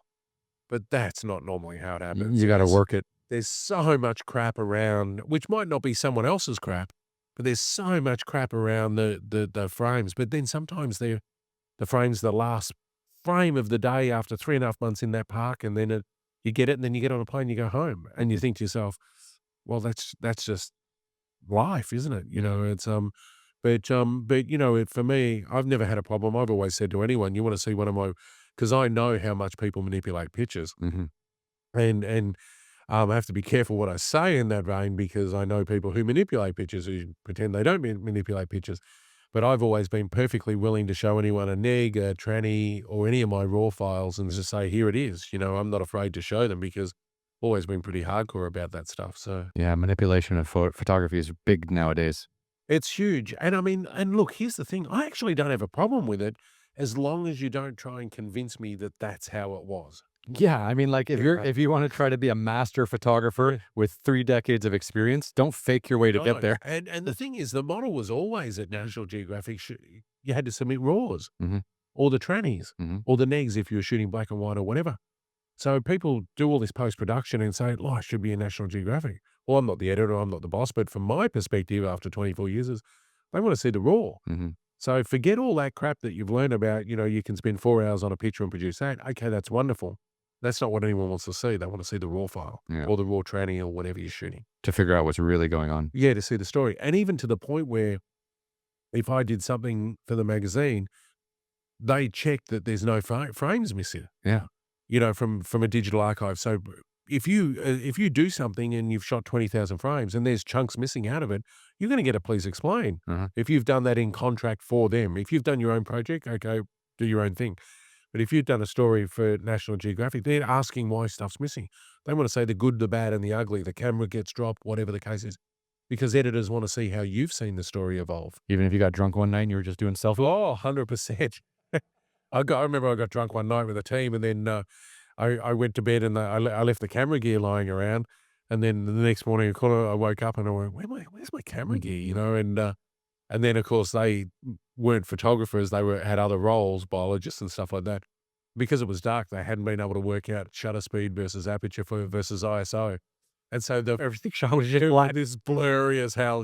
So they were trying to be funny, but all they did was end up creating this stuff. But the book is, I think the book is interesting because not because I wrote it, which I did write it, no ghostwriting for me, but I think it's interesting because most people get used to seeing only the filtered edge of things, what's come out the other side. And someone said to me when they read the book, it has your voice. Now that's probably the best compliment that I could have had, because if I write the way I speak, as poorly as that is with my Australian accent, it means that the way I told that story was how I wanted people to hear it, and that's how it's coming out. So, It's gotta be from the heart, it's gotta be from the heart. or else you lose the audience. No, 100%. Yeah. And also too, it's like, there's a lot of books out there and things like that, but for me, it's, as I said, they were stories that I chose because I was emotionally connected to them. Mhm. And the other stories that are in the pool, I'm so excited by it because, I know what's there. You don't know what's there yet. No one knows what's there yet. But having the opportunity to put these things together with a really good team of Mhm. people, um, it was a blessing. And I mean, Geographic asked me, the book division said at the time, just wait, we're trying to get this. I went, no, that's okay.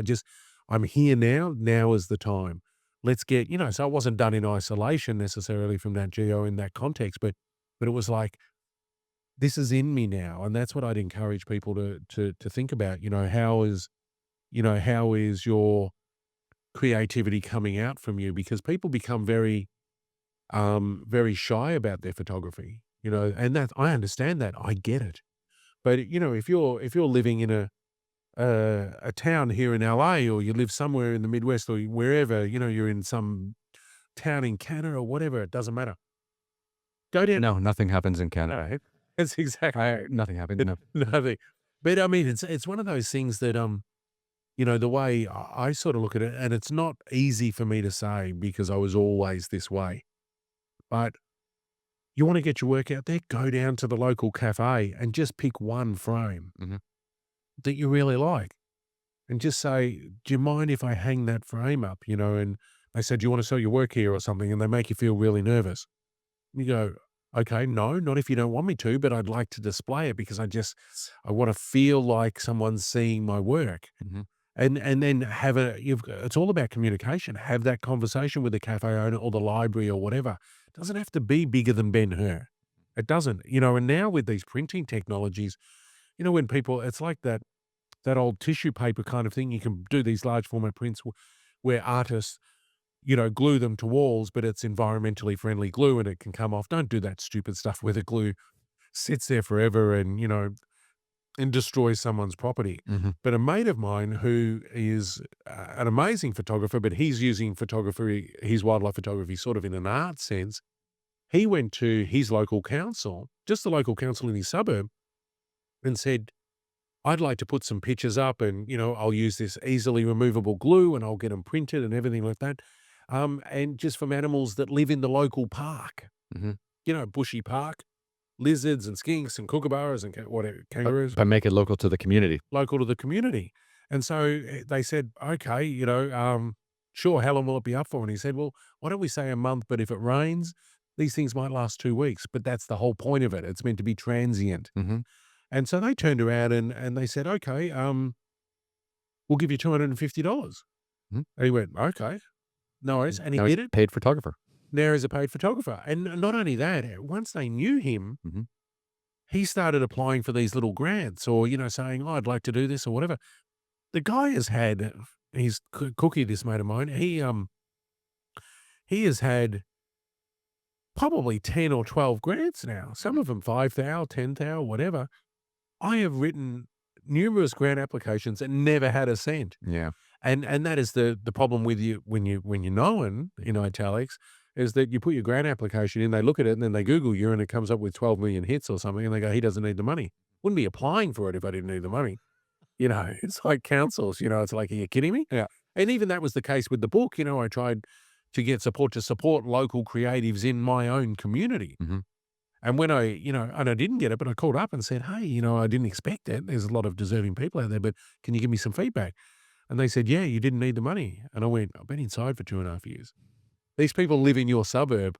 They need the money." I said, "You don't even have to give me the money. Just give it to them." Mhm. But that's bureaucracy, I guess, but yeah, so I mean, well, it was easy to get off the book, isn't it? God, I'm tired, haven't I? I've been on the road long. Let me bring you back, Yeah. and, you do have a television, shoot tomorrow morning, so Yes, I do. we'll I've got get to you out shortly, but this has been incredible. So look, the name of the book, where they can get it, and where we can find out more about you. Yeah, sure. So name of the book, Icebergs to Iguanas, Jason Edwards, obviously, and, it's available on Amazon, Barnes& and Nobles, bookstores scattered around the country, Rizzoli, all of that kind of thing. Mhm. There's other book suppliers that have it, but, what we've realized in the last week and a half, touring around, is that it seems on Amazon, all these books, not just mine, but others as well, of with the Christmas thing of not necessarily showing up as prime delivery. So we didn't know this, and we found out from other book distributors that we are not alone. Thanks, Amazon. Love you dearly. Yeah. But basically, if you need the book fast, just scroll through the list of suppliers. And there's people who will do it in 2 to 4 days or whatever, and it might cost you $3 or something to ship it or something. But yeah, all the usual big names all should have it and have access to it. And myself, I try and get around to doing social on Insta, and that feeds through to Facebook and things like that.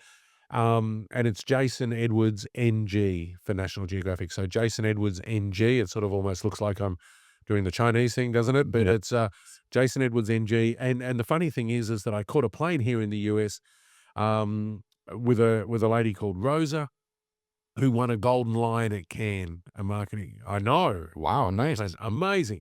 So we were on this flight, on this tour, and she said, "Oh my god, how the hell? You never shut up, Jace." Like, I had this woman captive for about 3 hours. And she said, "Everyone's on TikTok, you fly over the planet. You've just done 32 countries this year. What the hell are you doing?"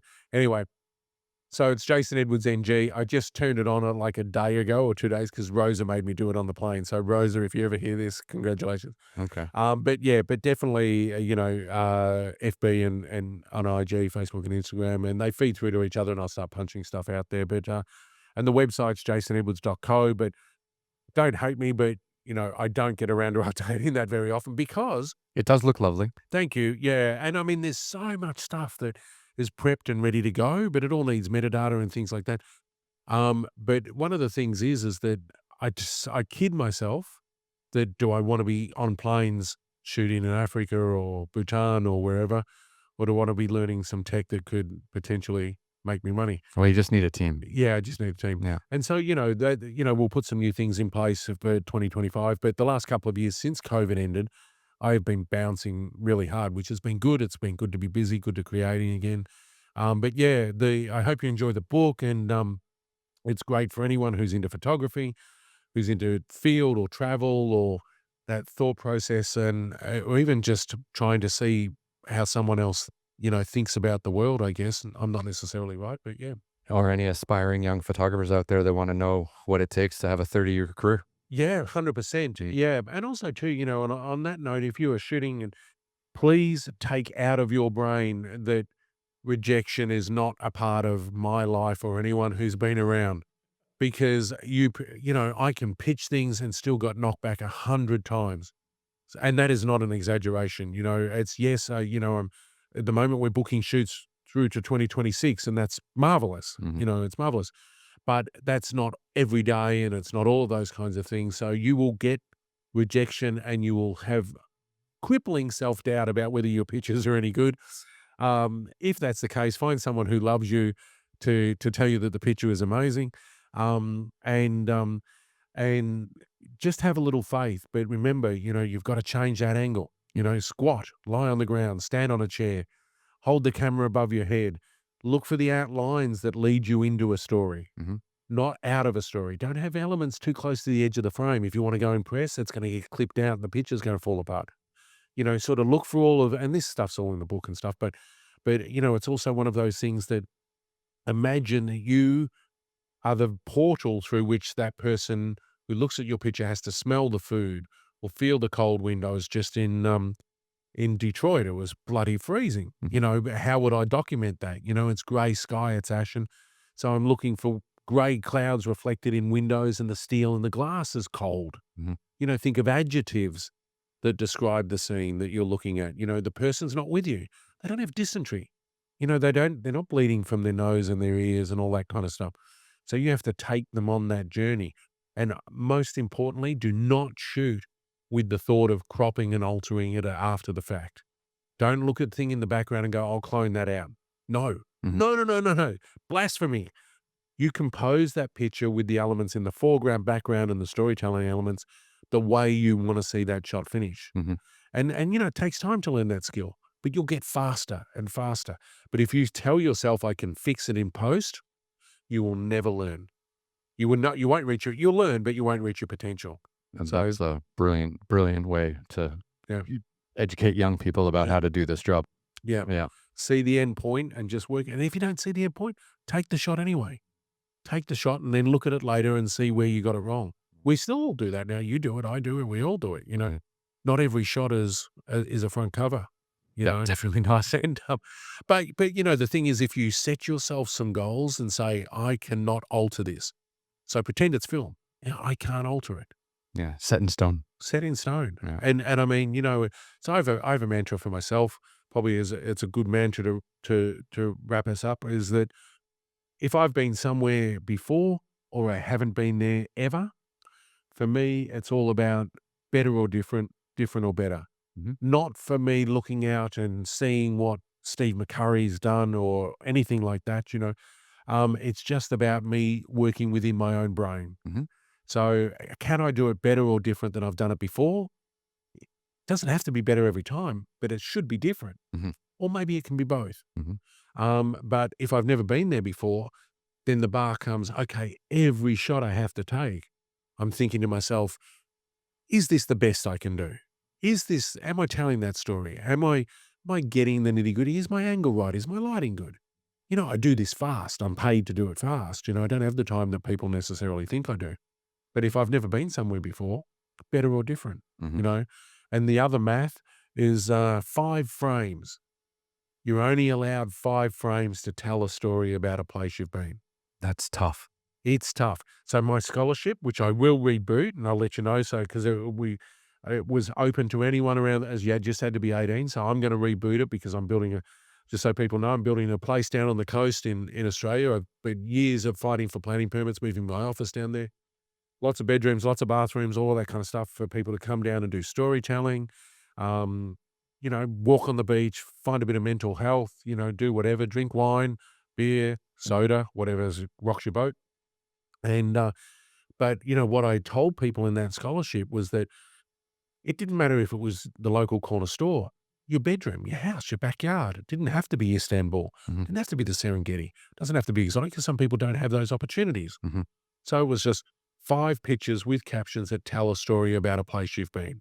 Beautiful. And that's hard. Mhm. But when I shoot now, every time I go, if I bounce into Bhutan for 2 days, I want to know that I've come out of there with 5 frames, even if I've shot 20 locations or 5 locations in that thing. Did I do better or different for 5 frames that time? Mhm. And just this year I was in Bhutan twice because that's one of the stories, future stories. Um, Maybe it's getting there, but I've the monks chant, they debate, Mhm. and I'd shot this a few times, and I've got shots where I've gone, wow, I really love that. Got a shot in February this year, and the light was on these monks, and it was stormy sky, and it looked like Kodachrome 64. The raw looked like Kodachrome 64. Beautiful.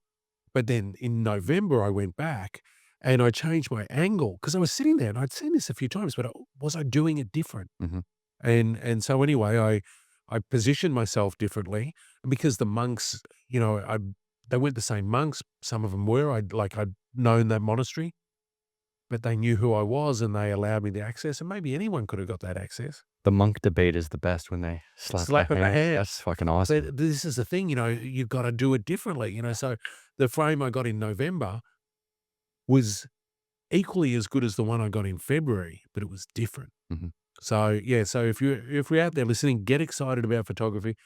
Go for a walk. I mean, I shot some pictures this morning in Cincinnati.